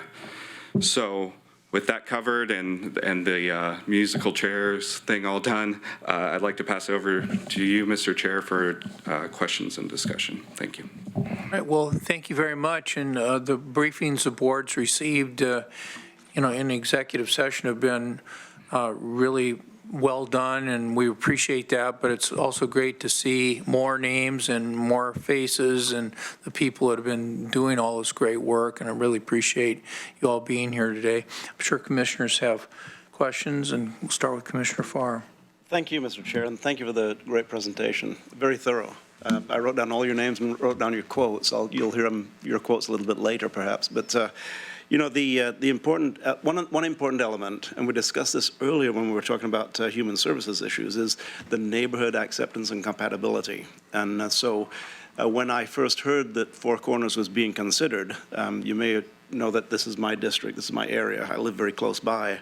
It was my city council ward. Bethel School District is in the district, and is also my state representative ward. So I've lived there for 40 years. And so I talked to both city councilors who have council districts adjacent to that. Also talked to some of the neighbors and the active Bethel Citizens Group about the potential. This was before it was absolutely finalized, just when it was a consideration, and received support from just about everybody that I've spoken to, with a little bit of concern on one of the city councilors' part that it was a concentration of services inside of Bethel, which we do have a heavy concentration of services. However, this just gave away which city council was. It was Councilor Evans. Understood that this is a sworn officer presence, and that it's also a daytime presence. It adds a little bit of vibrancy to the area. We talked about the potential of new restaurants. We began to wax excited about it. So what I can say then is that you have the support of the people living in the area, and sometimes that's not easy. You also have services directly across the street. One of your outstations is directly across the street. It sponsors, of course, and so it's a really excellent fit. I'm excited, man. I'll tell you what, it's pretty cool that you guys are going to be there, because back when I started at Jerry's years ago, that's where Four Corners Ace Hardware was, and it was our main competition at the time. And it's sad that they're not there anymore, but it's really a happy statement that you're going to be moving in. The timeline, I understand, is a little bit slower than we'd anticipate, or a little bit longer than we'd anticipated. But boy, are you guys as excited as I am? Because this is going to be really, really cool. Thank you. Okay, Commissioner Bozevich. Thank you. I'm almost excited about this as I am with the comments on MLK. It's close. But yeah, I almost forgot you guys used to be in the elections building. I mean, it's pretty sad when you think about the photos you were showing us of the community corrections facility and second floor are actually a step up from where you were. I remember that building. So just, yeah, there's good reason it got torn down. I just want to, say just, how proud I am of parole and probations here in this county anyway. Commissioner Buck kind of got to hear me pontificate a little bit yesterday at AOC, because one of the other counties was stating how glad they were that they opted out when 1145 originally passed. And I spoke up and said, I'm kind of glad we didn't, because our parole and probation department is amazing partners with our whole Public Safety Coordinating Council, and the work we're doing in restorative justice, the coaching work you guys do. And, just I think having it as part of the county infrastructure rather than a state agency leads to that cooperation. Just, the fact that you have an outstation at sponsors, and are working with our partner there in transitional housing is pretty amazing. But you mentioned a couple times being fully staffed. And I kind of want to just make sure people understand what that really means in Lane County, because I also, as sitting on the LIPSIC and chairing the actual budget committee, know that we held 4 positions open in parole and probation to close the gap when the state didn't fund the time study for community corrections. And we're probably going to have to maybe even do some other juggling because we got our supplemental grant for the 416 program didn't receive full funding. So we're going to have to do some shifting there.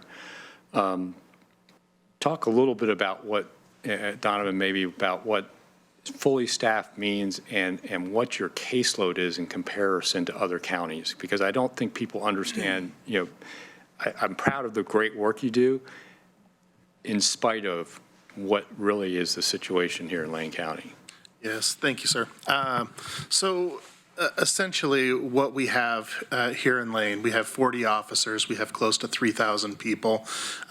We utilize the LSCMI, which is a risk assessment, risk needs to really identify where people are at, where we target our resources. And essentially what we have identified is over half of our population is high and very high. With 40 officers based on our numbers, the best we will ever do is a 65 high and very high risk ratio to 1 officer. That is incredibly high. Some counties are looking at 40 to 45 high to 1 officer. We certainly have those hurdles in which we have high risk numbers here in Lane. The other thing that I would add to that is many counties, and when you look at comparisons, may have 65 to 1, but they also have medium risk and high risk, and they have a combination. So when you look at those numbers and you hear some of the comparisons around the state, it's absolutely not apples to apples. It takes a lot more supervision resources to supervise a high and even more to supervise a very high than it does a medium, moderate, low risk individual. So thank you for the opportunity to share, and we continue to do good work despite, I think, some of the heavy workloads. And, I think our officers have seen from 65, we had caseloads up to 120 a little about, a year ago. So I think 65 high and very high risk is just probably a breath of fresh air, when in some counties that would be unthinkable. So, Chair Sorensen, Commissioner Bosevich, just to be clear, when we're talking about high and very high, that's risk of reoffending. The LSCMI is a tool that is used across the state, so we can compare apple to apples, so that every county is using that same tool of measurement. So when we can compare those who are at high risk or very high risk of reoffending, we have consistency across the board. So that's why those numbers are so critical. And us being the outlier in terms of having such a higher percentage of high and very high means that our officers have to work all that much harder to really hold people accountable and set those boundaries. Yes. Okay. So I just wanted to say that continue. I look forward to possibility of getting at least the second year of the biennium time study funded come the short session, which will mean we'll be hiring, which I have no idea where you're going to put the people, Donovan. So it points to why we need this. At the same time, I'm really excited about the opportunity to co-locate some of the services, because one of the things I see in our community corrections budget is we fund a lot of other non-county agencies that assist in the treatment and behavioral modification and everything else that goes along with helping people, successfully serve out their parole and probation and become productive citizens. And one of the things I'm hoping is maybe Emergence gets a place in the building. As we talked last week about addiction treatment, there's a close tie. A lot of these people are on parole and probation because they have a drug addiction issue, and having that co-located treatment, will make it a lot easier for people to get between maybe the 2 appointments and not skip appointments and help out. I'm really also excited about vacating the CCC. What we haven't talked about somewhat is what that's going to be reused for, and an expansion of the CCC, which is transitional housing coming out of prison, that we have been very successful in using in what's called RLAN, which is, I'm trying to remember all the initials, but it's early release from prison. And it's really prevented the need to build open a new women's facility in the state, because we were the first county really to start taking women on that early release to prevent the need. And it's been a great program.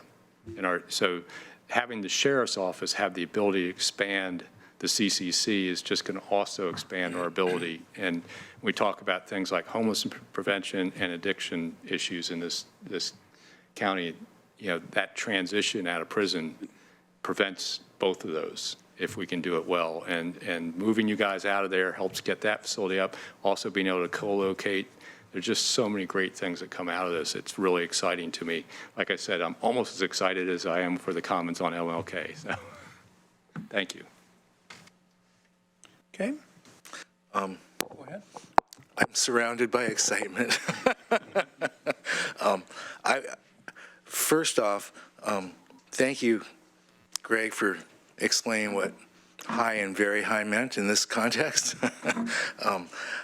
As someone who has a son-in-law enforcement, who has a brother-in-law that was in federal prison and went through the probation system, as someone who has 3 friends that are professionals in the field of parole and probation, I don't understand how you do what you do as competently and capably and comprehensively as you do.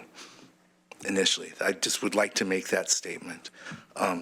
Second, I would like to say that we have been on the receiving end in executive session, so this is not entirely new to us. So I'm just going to skip ahead and share that it's interesting that it sounds like it's new to have meaningful staff involvement from architectural planning to what a facility will be like. That, to me, kind of seems baseline. But nonetheless, that's great. Jeff said you were the end users, and as far as I'm concerned, you are the users, right? So you have to inform facility development. 2, and forgive me, I'm just making a scattering of points. Jeff, when you mentioned downtown sites and looking at downtown, there were not very many. I presume you were talking about downtown Eugene. I would like to remind you we have a downtown Springfield, a downtown Oak Ridge, a downtown Veneta, a downtown, et cetera, et cetera. And I know that's dumb, but in terms of our consciousness, we, not you, we all are always trying to remember who we are, and we are multiple of those. I want to compliment you all and Mike in terms of this being an opportunity appropriately to use the key elements of the community benefits agreement that this board originally adopted to bind a courthouse, had that been approved. I would just like to speak for a moment and say, and thank you all and share with you what that kind of means. That means that we are prioritizing local hires for the rehab of this property. We're prioritizing prevailing wages so people actually that are working on it can afford to live here. We're prioritizing flexible schedules for those contractors, subcontractors, and organizations that are working for single parents so they can accommodate their needs at home with the need to work. Diversity of workforce, sourcing materials as local as possible. So it's kind of taking the notion of economic development and turning it on its head and focusing on the kinds of priorities that this Board of Commissioners think is important. So it's really multiple wins. It's a win for parole and probation. It's a win for the community. It's a win for local economic development. So thank you very much, as appropriate, for applying that. That's a big deal. As I'm looking at that footprint, and another basic to me, which Commissioner Bozovich really identified in far more detail, is it only seems that if we can move to more efficiency of services and more correlation with those groups that we partner with, Obviously, that makes sense. If I heard you correctly, sir, you mentioned you have 14, was that correct, satellite facilities? Yes, sir. I'm assuming this will save significant operational costs for getting the inefficiencies and the emissions of driving back and forth all the time. Has anyone put numbers to that? Chair Sorensen, Commissioner Burney, we have not put numbers to that there, but it will be considerable. And if we include in that the need to use off-site locations for exercise, for training, all of that will save. We can certainly look at those numbers, but we haven't put them together yet. We're still working to secure the property, of course. Understood. I would request down the road that you do put those numbers together, because I think it makes for just an unequivocal case. And finally, last question, as I'm looking at that, what is the footprint? How many acres are we looking at? Roughly 4 acres, I believe. Chair Sorensen, Commissioner Burney, it's about 3.7, I believe. It's 5 tax lots. And are all the existing structures one story? Yes. Do you know what the total built square footage is? Around 27,000, I believe, 28, right around there. The structure on the north corner there is not really inhabitable, so I'm not including that, but including the 2 restaurant bar buildings and the main building is probably around 28,000. So as we're looking at other potential complementary uses, we've got a lot of room to build, and if this acquisition proceeds and the transaction closes, this gives, I would think, the county some leverage to do some things which we heretofore don't have the footprint to do. Is that correct? It certainly gives us a lot of options, and we're actually really glad that the board's so excited about the co-location, because in the programming report, which is attached to the board packet, that was one of those stretch goals where staff said, you know, it would be really great, not only if we could have our own space that was actually suitable, but if we could bring in partner space, so kind of turn the situation we're in now on its head, where instead of being tenants, we're kind of controlling who's in there and providing those services together. But it certainly provides a lot of options that we don't have on the second floor of a 10,346 square foot building. Thank you all so much.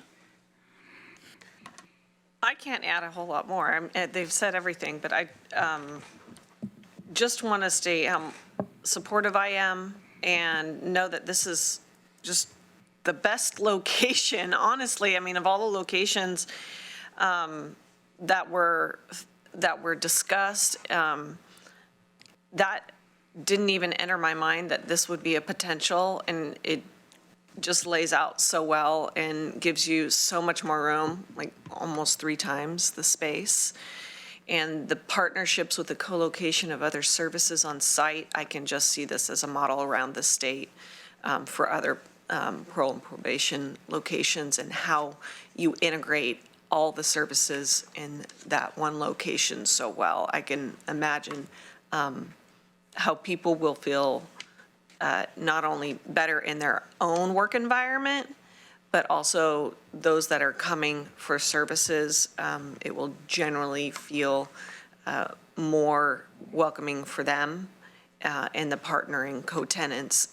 You can just see all this in the same spot, very similar to what we're talking about earlier in the day with, well, at least I mentioned our navigation centers that we're talking about for homelessness and housing, and how cohabitating with the other service providers in our community really provides a more holistic service model that I know that people are going to want to come down here and see this once it's built and do tours. So thank you so much.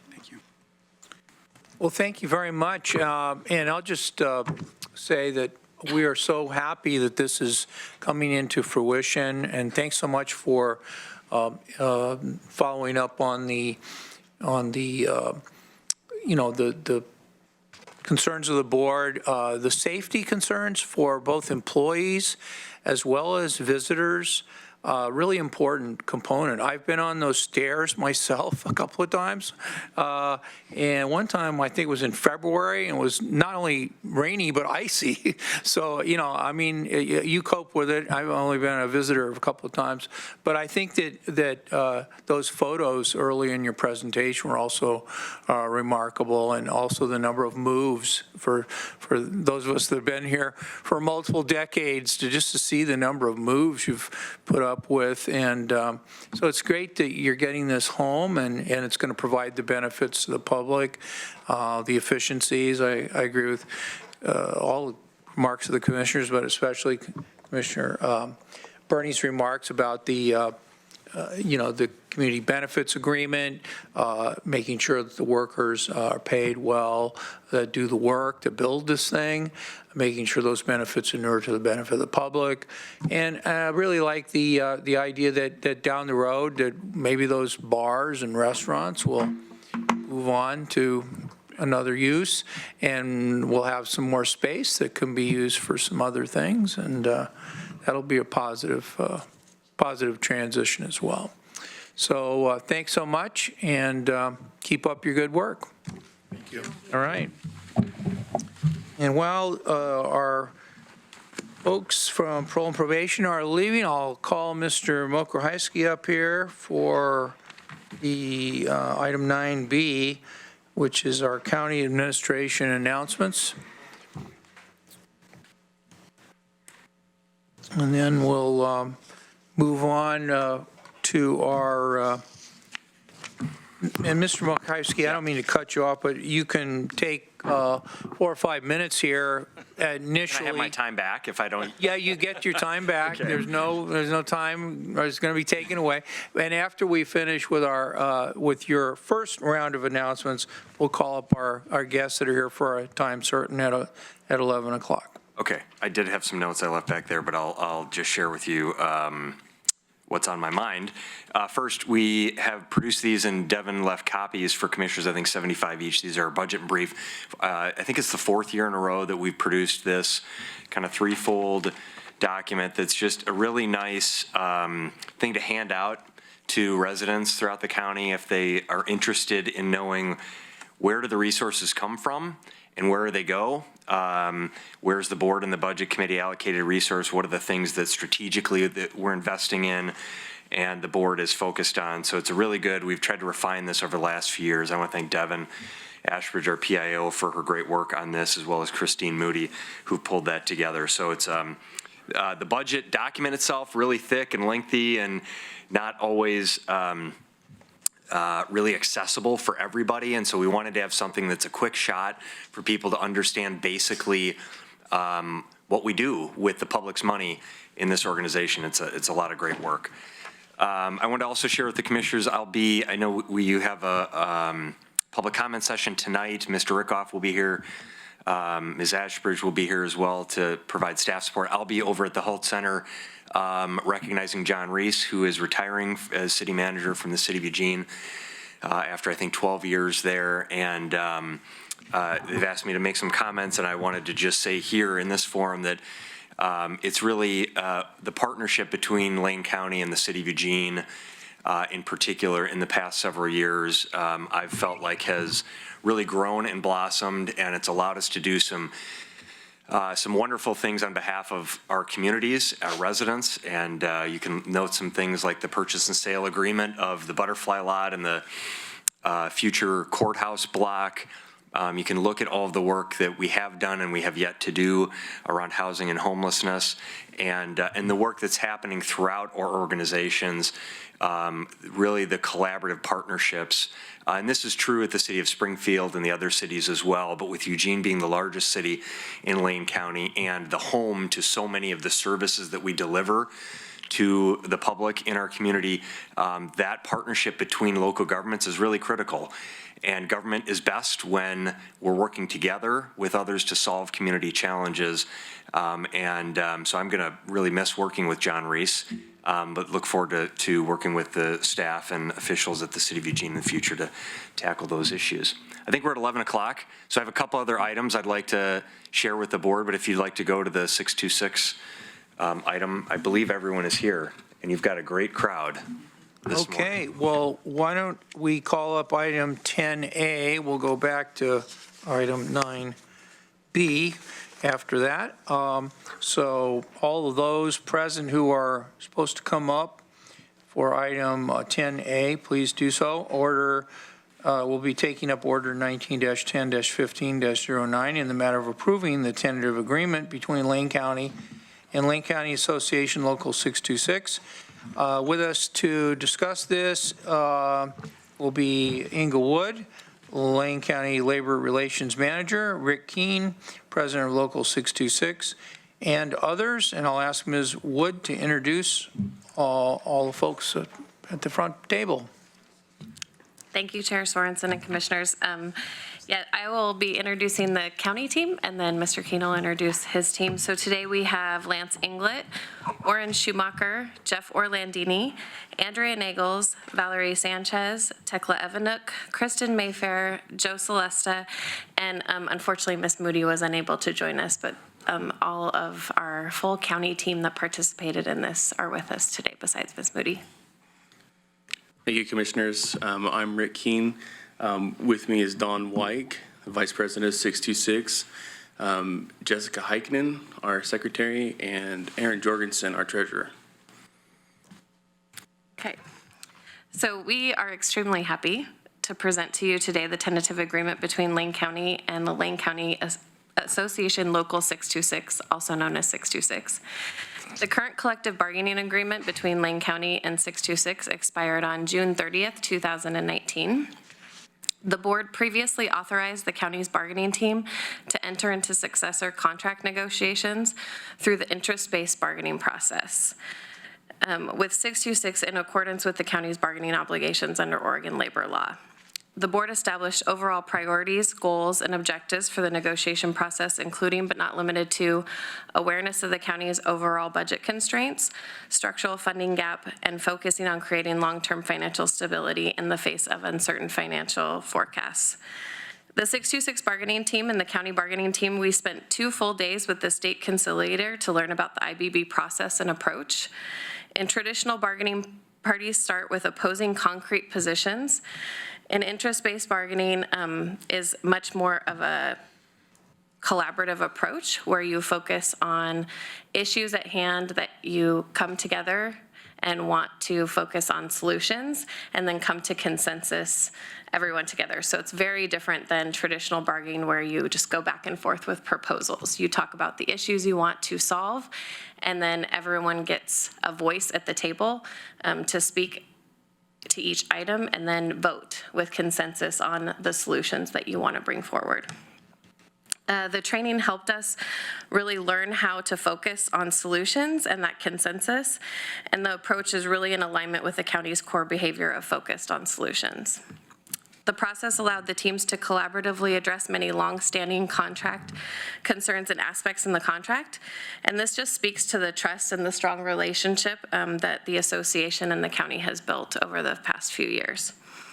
The board's being asked to approve the proposed 3-year successor agreement ending on June 30th, 2022, which is included in the board packet.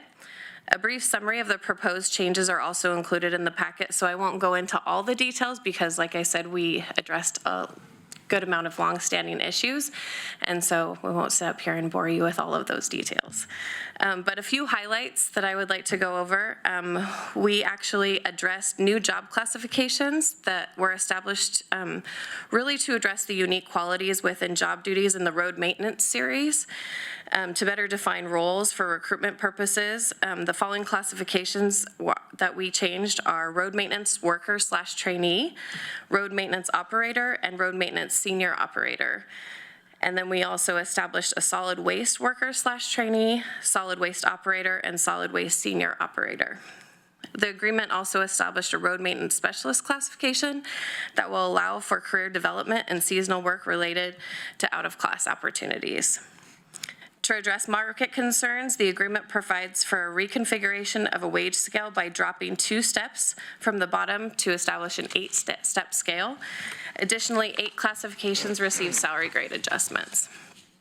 The agreement provides for a 1.5% cost of living adjustment for year one of the agreement, fiscal year 1920, a 2% cost of living adjustment for year two of the agreement, fiscal year 2021, and a 2% cost of living adjustment for the third year of the agreement, fiscal year 21-22. Health insurance plans and employee monthly contributions remain unchanged.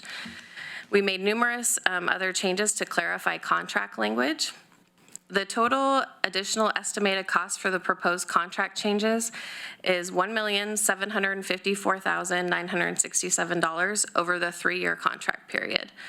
The employees in this bargaining unit provide services within the Public Works Department in the areas of roads, solid waste, fleet services, and parks. These services are funded by a variety of sources, including fees, federal timber funds, car rental tax, state gas tax, transient room tax, and internal transfers. And then I believe Mr. Keene would like to provide some additional comments. Thank you, Inga.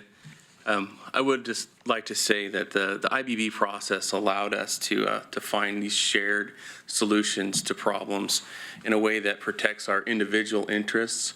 When she says we collaborate and we find solutions, and it is a unanimous decision when we come to those agreements. And a lot of these details that she's talking about, sometimes we didn't change the language, we just changed or came to an understanding of what exactly we agree that means. We structured this agreement in an effort to advance the strategic priority of our people and partnerships. And our goal is to support attracting and retaining a diverse workforce while delivering value and service with respect to the fiscal resilience and partnerships. The 626 bargaining unit members have voted to ratify the tentative agreement, and both bargaining teams recommend approval of the tentative agreement and authorization to county staff to implement the proposed tentative agreement. Thank you. And I also want to really say thank you to Public Works and to 626 for being open to going through this process and the training. It took a lot of time. As the board knows, we were keeping you all updated on the process and what it took, but I really truly believe that we came to a better agreement, a better understanding, and it really strengthened our relationship through the process. So I just want to thank Dan Hurley and Public Works and 626 for being willing to try this new process. Great. Well, thanks so much. Would anyone else at the table like to say anything? You did a good job. I will. Did a good job, okay. And what about you? Did Rick do a good job too? He did. He always does a good job. Would you like to add anything else? I think that the trust and the openness and the transparency that we established through this method was priceless. I would recommend it to anybody. Good. Well, thank you so much. We're really pleased that we're here not only to approve another agreement between 626 and the county, which we usually do when people have come to agreement, but also that this interest-based bargaining, which maybe not everybody was all excited about until we see what it is, you know, I'm from the show me state kind of thing. But now that we've been through this training and we've been through the use of it in a bargaining, I hope we are able to extend that to other bargaining units that can see the benefit of it too. So thank you so much. I'm sure commissioners have comments and questions. Do any commissioners? Commissioner Farr. You know, just one thing. As commissioners, we don't sit at the bargaining table. We hear what happens sometimes in executive session and sometimes in an open session like this. But I wrote down a quote, Rick, that you just made that really kind of summed a lot of the discussions that you all had up. You said, we didn't change the language necessarily.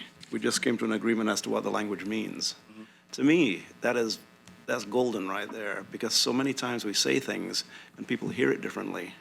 And we really are trying to say the same thing, but understanding what it means to each of us in terms that we understand, once again, that is golden. I've written that down. I'm going to carry it in my pocket. And just wanted to say that I spent a little bit of time out on Duke Harbor Road. Just recently loved it. And last year, a little bit of time on Berg Road. The work you do, although it's messy on boots, I love the work. Thanks. Thank you, sir. Okay. Thank you. And just want to appreciate you all for going through the interest-based bargaining process. I was first exposed to it when I was a board member at LCC, and we utilized that with one of our unions there, and I thought it was a really great process. So I'm happy to see it starting to come into some of our Lane County labor relations here. But I kind of feel like, at least with 626 and Admin Pro, that you guys have always kind of had our, kind of an interest-based relationship with the county. You guys, were always the first to step up when we were having such financial issues, at the end of the Secure Rural Schools and what that did to our road fund. You guys, stepped up with some, first ones to accept new health insurance programs. You guys brought forward that VSIP program to, the early retirement for those that don't have the acronym down, and saved us dollars out of the road fund so we could keep things going. It was all about doing what's best for the county and doing what's best for the citizens. You always kind of keep that in mind, and I just got to say, this may be our first official interest-based bargaining with you all, but I always feel like your unit has had the interests of the citizens of Lane County in mind as you've worked with us, and I really want to appreciate that. Thank you. Thank you. I also want to thank you for being willing to go through this process as the first real bargaining unit to do so. It really creates a model for some of the other bargaining units to consider it and be able to come to you and ask questions about how it worked for you, and see if we can move other processes to this kind of model where it seems to just have the best benefit for all parties involved, and you get to a resolution, even if it starts kind of a longer process in the beginning, I would think, and concurrent sessions as it goes, it'll hopefully speed up the process in those later sessions. Also want to thank all your road crews and everybody in your local 626 for their hard work, not only every day, but also in their winter storms, because I know that you really saved our bacon. So thank you for that, and please extend my gratitude to the rest of your folks. Thank you. Okay. Oh, I don't know if I want to approve this or not.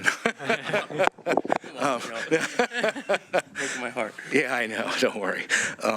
First off, someone that I may be related to has always warned me against a couple of guys from Cottage Grove negotiating anything, but forgive me. I want to be serious for a moment. This is the first time I've ever been on a board where I can't get my hands dirty negotiating. I like getting involved. I appreciate that this is a government process called interest-based bargaining, and I'm delighted it's worked out. And if it works out, great. Everybody's always bargaining on the basis of their interests. And in the olden days, mine always were wages, hours, and conditions. But hey, I am delighted that this has occurred. Rick and Don, it's great to see you, especially under this circumstance, because the county knows I probably would have sided with you if there were conflicts, and that would have caused all sorts of problems. Jeff, it's an honor to see you where you actually you didn't say anything. I'm used to you like talking. Turn over a new leaf. Yeah. And it's gonna, and in all seriousness, it is a delight to be at the end now of a process where all we have to do is say, great job, everyone, tremendous, absolutely, we'll vote to approve. And other than the fact that the chair has to talk, I'd move the question, but I'll allow that to occur later. Well, I just summarize all this by saying thank you to all involved, and I guess one final shout out to 626 is that this past winter was another great reminder of your needed service, and appreciate it, really appreciate it. And we don't get a chance to always thank you publicly like this, so I just wanted to mention that. Okay, we're ready for a motion. If someone wants to make a motion, Commissioner Buck. I'll move approval of item 10A, order 19-10-15-09, in the matter of approving the tentative agreement between Lane County and the Lane County Association Local 626. Second. Okay, moved by Commissioner Buck, seconded by Commissioner Burney to approve Order 19-10-15-09 as presented. Further discussion? Seeing none. All those in favor, please say aye. Aye. All those opposed, please say no. The motion is adopted unanimously. All commissioners present and voting in the affirmative. Thank you so much. Really appreciate it. Thank you. All right. And we'll call Mr. Mokrahysky back up for a continued item 9A, the county administration announcements. And then following that, we'll probably move into commissioner business if we have time, leading up to our executive session read-in, which I'd like to do before we recess, and so we can recess right into the executive session at 1:30. And then we'll be finishing the executive session, coming back to the Board of Commissioners hearing room here in Harris Hall for the remainder of our afternoon activities, especially 14A and B. Okay, so Mr. Mokrahysky, go ahead. A couple of things, Mr. Chair. I wanted to note this, these last two presentations you've had this morning. I sent the board an email last week about some of our employee engagement efforts in response to an email that you all had received. And I just wanted to call out the great work that's happening at various levels of the organization. In parole and probation, as an example, you have 2 bargaining units represented there by FAPO and by AFSCME, and the wonderful engagement that's happening of employees, where we talk about decisions at the lowest level possible, engaging employees in the process of reaching a decision, particularly where those employees are impacted. So we've been so pleased with that, really great employee engagement effort on that relocation, which is the first time that it's happened. I think you heard from the folks here in parole and probation. Certainly it's happened in other departments, but we continue to replicate and seek those kind of engagement efforts. And then this incredible work with 626 and Public Works Management and Human Resources and County Council negotiating teams on pursuing a really a pioneering effort to try to introduce a more collaborative approach to negotiations. And I just want to share some of the points that, if you weren't able to see, my email, that we have a lot of work to do.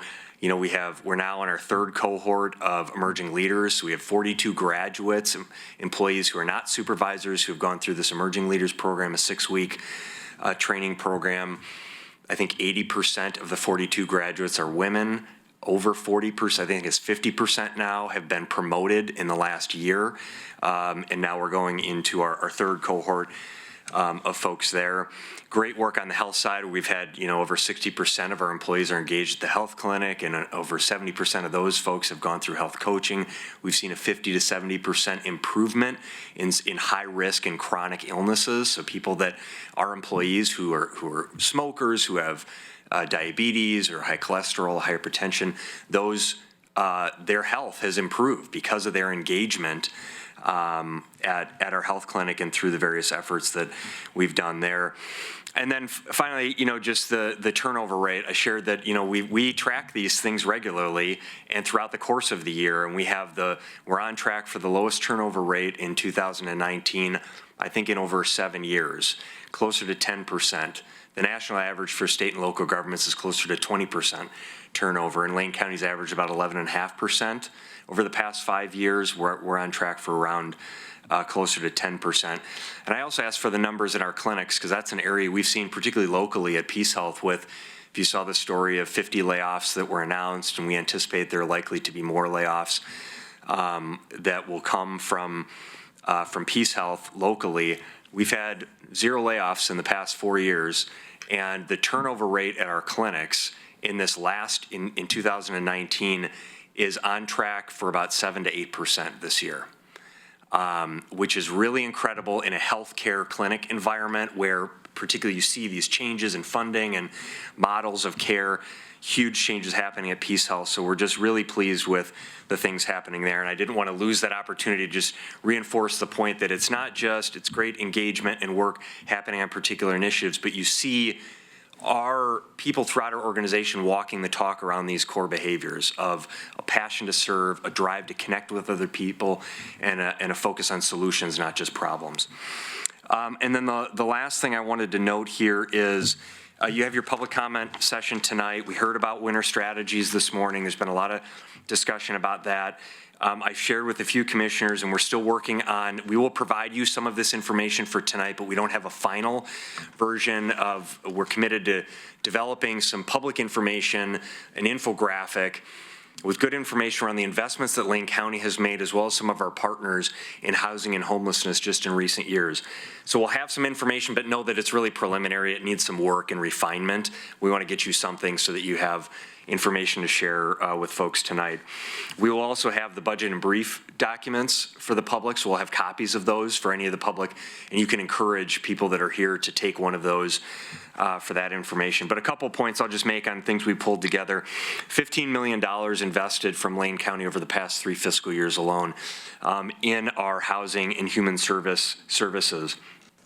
$2 million in the housing improvement grant program last year that funded the construction, along with leveraging other funds, of over 90 units of permanent supportive housing. You know, various investments, of course, you heard today the nearly $13 million investment in permanent supportive housing for the 51 units at MLK. We've increased the number of beds and changed the model from dusk to dawn to dawn to dawn with St. Vincent de Paul's around 200 beds now that were not available this time a year ago are now available at the beginning of the winter season through funding from Lane County and the City of Eugene at Highway 99. Egan warming facilities being provided by Lane County, as well as funding for that program. You heard about the FUSE model and really national best practices that are being led here in Lane County. So we know that there's a lot of work and investment that has to come. I have reached out to the City of Eugene and asked for an update on where they're at with the planning, and this is a collaborative partnership in the development of a low barrier public shelter. Eugene, because the council has put forward around $1 million for that effort, has really taken the lead on identifying a location and the materials that we use. They've talked about these sprung structures that are more sort of flexible to accommodate larger or smaller populations as needed over time. So I don't have that update yet, but I'm actively seeking an update on where the city is at, and we'll provide that as soon as we have it. So I just wanted to provide note on that, and we'll get you this information for tonight. That's all I have, Mr. Chair, for now, unless you have questions. Okay. All right, commissioners, go ahead. You were supposed to maybe get some numbers back in on the pod remodel for potential youth shelter and outreach. And you were going to report back during your comments. Yes, thank you. We did get those numbers last Wednesday as promised. They were higher than we anticipated. I asked our staff to go back and really dig deeper and understand, you know, and try to figure out what is the absolute minimal investment we need to make in order to serve the needs. So they've done that. The preliminary response I've gotten is we believe we can significantly reduce what the bids came in at if we can agree to limit the number to 16 beds. And I haven't given a thumbs up or thumbs down on that because I think we need to have some conversations. I don't know what the expectation was about that. So I think there are some conversations we'll have this week to nail that down. Identify the funding and move forward. We wanted to solidify that. I believe the cost estimates that were presented to me were in the $500,000 to $600,000 range for all of those improvements. Understand that a lot of that was, and Mr. Rickoff might be able to speak to more detail if you have those questions and you want answers to that now. A lot of this, again, is that facility, the Surbu facility, was built as a secure detention for juveniles in the corrections system. And now we're taking one of the pods and retrofitting it to be non-secured which we have to do, but to coexist with the rest of the facility and youth who are in a secured environment. And so that's where the costs are wrapped up. Do you have anything else you want to add? I shared the initial estimates, and we're going back to the drawing board, say, can we tweak those costs, bring them down a little bit? We are actively working, Chair Sorensen, Commissioner Brozovich, we are actively working on plans B and C. This is in our 4 residents that we're trying to place inside of a working jail. Operationally, needing to have 2 points of egress is a physical challenge. So if we can find a path through, and that's actively being worked, we can bring those costs down. But the fact that we need to be able to do this in this jail while it is operating provides some logistical challenges that are really tough for us to get there. But I do expect us to be back to you in pretty short order with some recommendations. And what I'd like to do on that is we'll make this evaluation, have some conversations about, is 16 beds, is that sort of where the expectation is? Give a thumbs up, hopefully, for moving forward with those costs, release the RFP so that the nonprofits that would operate, that's been the hangup, is we can't release the RFP till we know what the cost estimates are, and we're sort of solid there. But I'd like to be able to release the RFP within, this week to next week so that the nonprofits can start preparing their proposals and submit them. And so anticipate that we likely will come back to you for approval for those costs after we've released the RFP. It still would give an opportunity to back out if the board wanted to. But we're trying to move these things forward in concurrence so that we maximize the time allowable. Really important to know, this is health and safety, and so we want, yes, we want people in our community to be sheltered, and particularly youth, but we have to make sure that when we're sheltering people in our facilities, they're going to be safe. So that's where this is at. I'll also share that we're hoping to have an agreement with Carry It Forward. We continue to work on that at an alternative site on Highway 99, our property there, to meet all of the needs that they were looking at originally with the Armory in a quicker time frame and much less costly. So we're hopeful on the progress on that front as well. Great. I'll just state quickly that 16 beds is, 16% of our homeless youth, population on any given night. And getting those youth off the street will make a long-term difference. And so I'm fully supportive of moving ahead quickly with whatever we can do. And if it's only 16 to start with, and we have to come back and maybe do a remodel and expand that later. But I just want to appreciate, one, staff for looking into this, and two, just all the efforts we're making to try and expand our sheltering capabilities. I just wanted to sort of check my own arithmetic on this. So it's 200 dawn-to-dawn beds, 51 at Homes for Good development would be coming online in January of 2021. The 16 beds at the Surbu for a total of 267. That's about 12% of the current point-in-time homeless population. Is that a fair summary? I'm not sure that's a complete. It's a fair assessment of a portion of the land, but not a complete assessment. There are another 40 units that the county funded around $1 million to complete with Homes for Good sponsors, Square One Villages. You have the Homes for Good low-income housing project. I forget how many units are there. Was it 50 to 70 units on 6th Street? Acorns expanding, I think. Yeah, so we have, so that's on the permanent supportive housing front. Yeah. So that's 377 of the 2165. So that's 17%, not 12%. Still way under the numbers that we're providing. Yeah, I mean, the reality is the permanent supportive housing is, as the board knows, costly and takes time to develop. Yeah, I'm just trying to write the numbers down. So my original number of 267 left off the 40 and the 70 for a total of 377 of the 2165, which is 17.4%. Yeah, there's some nuances there where I would say Yeah, yes, those are raw numbers. Some of those are shelter numbers and some of them are housing, which are very different. Yep. So the shelter is going to meet an immediate need to get people out of the cold and the rain during the winter months in particular.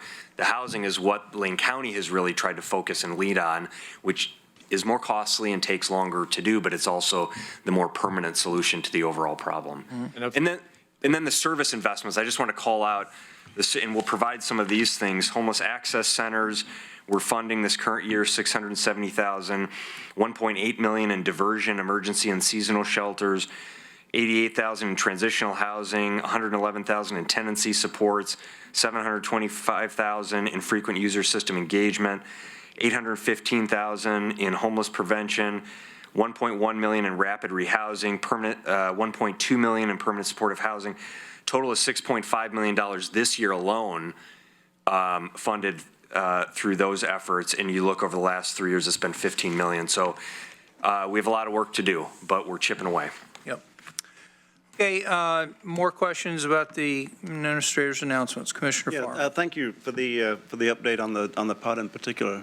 And we on our consent calendar today, we passed the order and resolution regarding the percentage of distribution between Lane County Sheriff's Office and Youth Services on the levy.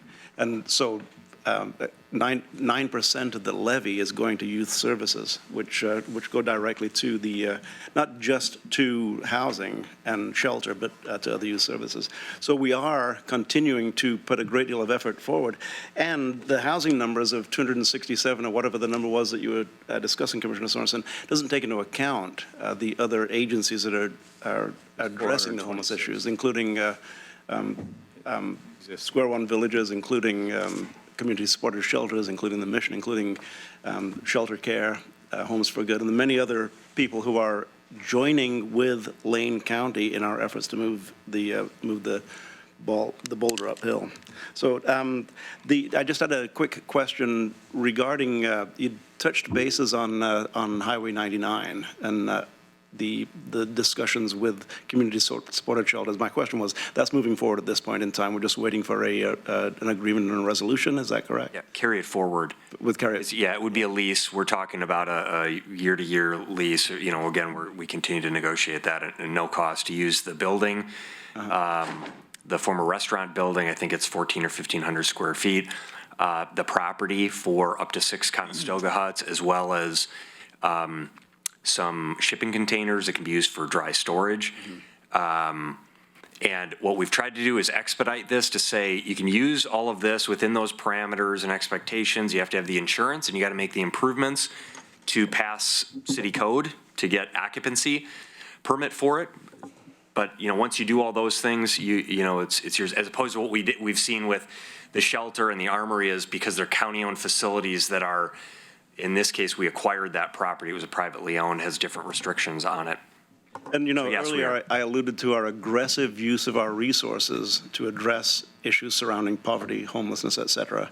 And this is an example of such an aggressive use of our resources, which is also a shining light that we can aggressively address things, use dry spaces, bin dry and empty, finding ways to use it in innovative ways that meet City of Eugene, City of Springfield, et cetera, codes and zoning regulations. Thank you, Ms. Smoker. I see a great report. Yeah, thank you. And Commissioner, Mr. Chair, to your point, I think you raised some good points, and I think it helps us understand where the board's attention and interest is. And I think as we provide information for you and the public around what we're doing, you know, we need to do a better job of doing those counts. What do we have in terms of emergency shelter beds? What do we have in terms of new permanent supportive housing in the last couple of years, so that you can, as you're keeping count of those investments, you can accurately track those. So we'll take that feedback and try and incorporate that in some of this. And your infographic has evolved somewhat from the paper plate I saw you carrying around a couple of weeks ago. Thank you. Well, thank you very much. We are now ready to move on to, somebody want to say something? I'm sorry, may I? Yeah, sure, go ahead. Go ahead. And what's my name? No, I'm just kidding. Your name is Commissioner Joe Burney. And you live in Springfield. The second largest city in Lane County. I want to elaborate on a point that Commissioner Farr just made, and I'm guilty of this myself. I think on the one hand, as we're defining our interventions, and our value add to try and mitigate homeless and low income and affordable housing issues, it really is a community effort. And I think it's important we include in our numbers the work that our partners are doing in that regard also, because it's part of the total. I would also suggest that we include Section 8 vouchers. I know that that's not county money, but those are resources that Homes for Good does receive. And I remember Commissioner Bozovich did some napkin math at one of our last meetings, and the percent of Lane County residents that assists have housing is really quite phenomenal. I don't remember the percent. I remember it. Yeah, it was high. And I think that there is, and concurrently, I think it's so healthy for many of us to say, yes, look at all we've done. Yes, look what we're doing. Yes, we are committed. And it's not enough, which is exactly what you just said. And I think that will hopefully, maybe not dispel some of the natural default from those who see the need as positing this as us versus them. I don't think this is us versus them. I think this is all of us versus a need which is growing far too rapidly. That's all I wanted to mention on this topic. Sam, thank you very much. Thank you. All right, and we're now ready to move on. If we can take up the commissioner business items of commissioner announcements, item 15A. Are there any commissioner announcements? Commissioner Buck. I just want to remind anybody who's watching and us at the board that this evening, when we have our evening public comment period, we're going to also be welcoming Oregon Kid Governor Erica Baldwin to be up here with us to participate in public comment, and I'll say a little something about her when we do that later on this evening, but hopefully we can give her a big welcome. Thank you. Commissioner Farr. Thank you, Mr. Chair. Just wanted to point out something that Mr. McAllister already said, and that is tonight is John Reese's retirement celebration and recognition for his retirement, which I am scheduled to be at, but I'm also scheduled to be here. So I will split my time judiciously. The other thing I'd like to mention is something I once again alluded to earlier in this meeting, and that is the community impact kickoff that took place Thursday and Friday of last week at the Village Green in Cottage Grove. It was I thought it was 60 to 70 people, and Steve Manella corrected that it was 80 people were in attendance for a 2-day, basically I'll characterize it as a brainstorming session to talk about the services that are being provided in Lane County, but to drill down on services that are not being provided and begin to discuss the innovative ways we can provide the services. I spent much of my time talking to a woman named Martha Bryson, who you would recognize if you saw her. She visits us from time to time. And Martha had some very deep insights that she spoke about through personal experience.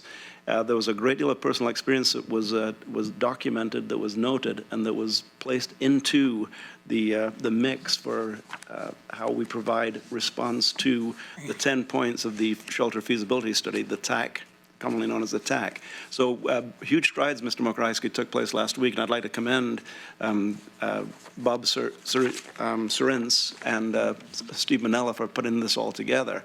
It was really well done, and it was done in conjunction with the City of Eugene, although there's a small City of Springfield presence there. It really gives me a great deal of enthusiasm and optimism that we are moving forward in areas that we've never moved forward before. The 2-day community impact kickoff was absolutely a success. Okay, other announcements? Commissioner Bozovich. Thank you. So I'm honored that I was asked by the Sheriff's Department to participate in an every 15 minutes assembly for Elmira High School next week on a down week, and I want to take this opportunity to invite the board to attend if you have not been to one. They're an incredible event. I personally have not, but I've heard about it. I know that Commissioner Stewart did one for Cottage Grove and participated. But it's great to have elected officials there so that students understand that they're important to everybody. So if you have the opportunity, they'll be doing the crash site at 2 o'clock at the high school out on the field out there. Might want to show up about 1:45 so you can get a spot where you can see what's going on. But, they bring life flight in and a hearse and an ambulance, so it's impactful. And then the actual assembly is at 10 o'clock at the high school on the next day, on Wednesday the 23rd. So 22nd at 2 o'clock, if you want to put that in your calendars, the crash site. And then Wednesday, the 23rd at 10 o'clock is the assembly. If you're going to be there, I'll make sure that we recognize that you're there so that students can understand folks feel they're important. And it's a program I'm hoping that maybe I understand they haven't been able to get it into Thurston. So maybe one of our commissioners might be able to twist an arm there, and I'd like to see it happen all around the county at every high school at least once every 3 years. So we catch all the classes as they move through. Because it is such an impactful and important way of getting kids to understand the ramifications of impaired and distracted driving. I unfortunately had to put the Highway 126 Safety Task Force together after we'd had 10 deaths in 12 months, including 4 high school students from Mapleton High School in one accident. So really an important thing, and I'm just hoping that the commissioners can be there. I'll try and follow up with an email so that you guys have the time and the place.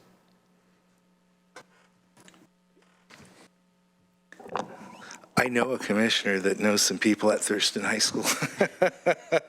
Unfortunately, that same commissioner is going to have arm surgery, so we can't twist any arms for a few weeks. I think the only thing I would like to share with the board is that I mentioned the Springfield, through this multiple amount of meetings that we all go to, the Springfield Education Foundation last week had a fundraiser. Every penny raised goes to students in the classroom for projects that are meaningful to them and to needy children. Many of the mental health services, the community truly came together and exceeded all previous highs in terms of contributions from the community for students. And in that one evening, over $230,000 was raised. So kudos to the Springfield education community and to parents and to businesses and to interested parties in our community. And I just wanted to share that. Yeah. Okay. I just want to mention that I'll be going to the Serenity Lane annual breakfast that they use to raise awareness about Serenity Lane and their great work in the community, and also to raise money for their program. Their campus out north of Eugene near Coburg, wonderful facility, phenomenal service to the not only Lane County but really the whole Northwest. Great organization, and that is next Wednesday at 7:30 a.m.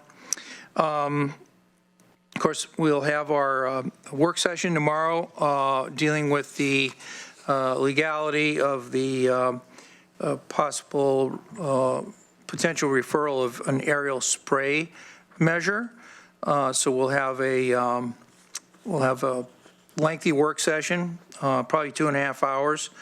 We're also having our executive session tomorrow following the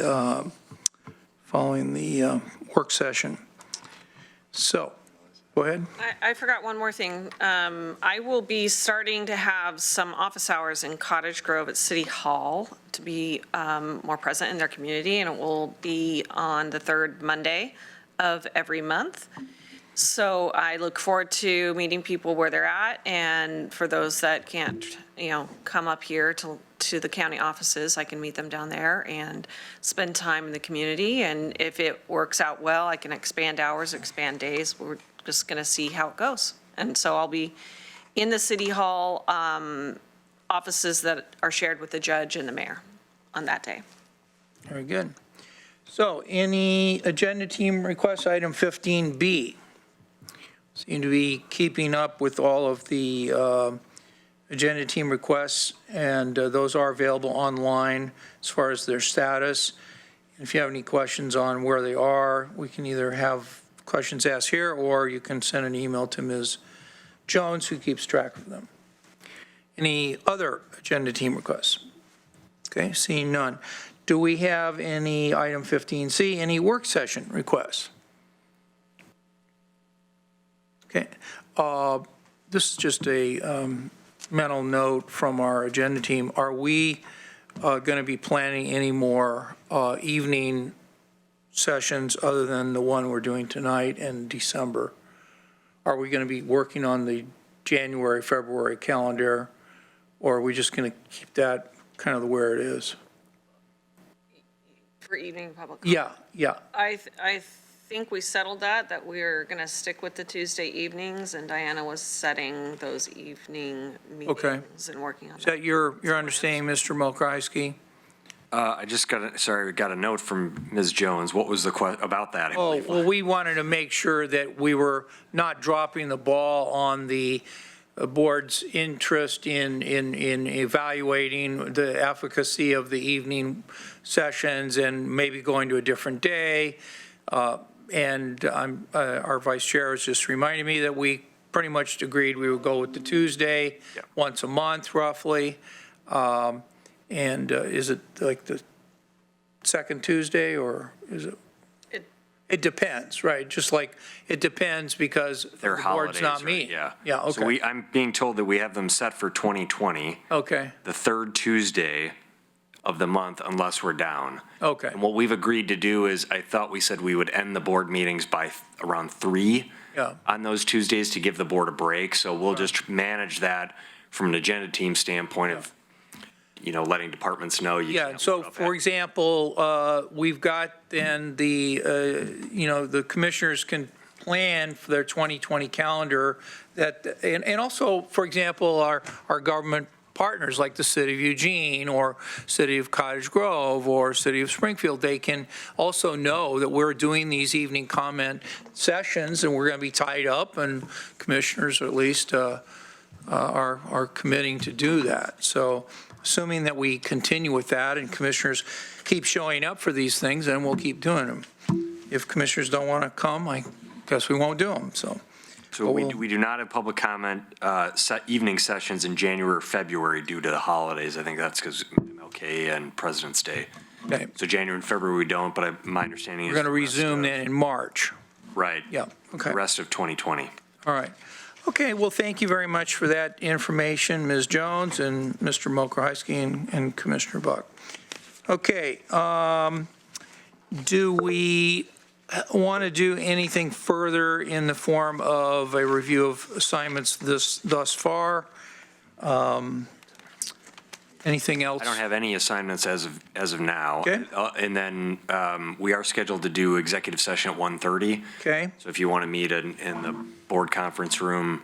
I'll just read that, and then unless commissioners have anything they want to bring to my attention, which I'm looking, no, then I'm going to read our executive session in for 1:30. We'll be in recess till 1:30. We'll be starting up at 1:30. And so at this time, I'll move to item number 11, which is our executive session. Board of Commissioners will meet in executive session at 1:30 p.m. In the Commissioner Conference Room to conduct deliberations with persons designated by the governing body to negotiate real property transactions and to consult with counsel concerning the rights and duties of a public body with regard to current litigation or litigation likely to be filed. This executive session is held pursuant to ORS 192.660 to E and H, which allows the Board of Commissioners to meet in executive session for the purposes listed. Representatives of the news media and designated staff shall be allowed to attend the executive session. All of the members of the audience are asked to leave the room. Representatives of the news media are specifically directed not to report on any of the deliberations during the executive sessions except to state the general subject of the session as previously announced. No decision may be made in executive session. We reserve the right to come back out of executive session into public session, and we will be doing that shortly after we conclude our executive session. We're in recess till 1:30, then we will commence our executive session. Thank you so much. I have a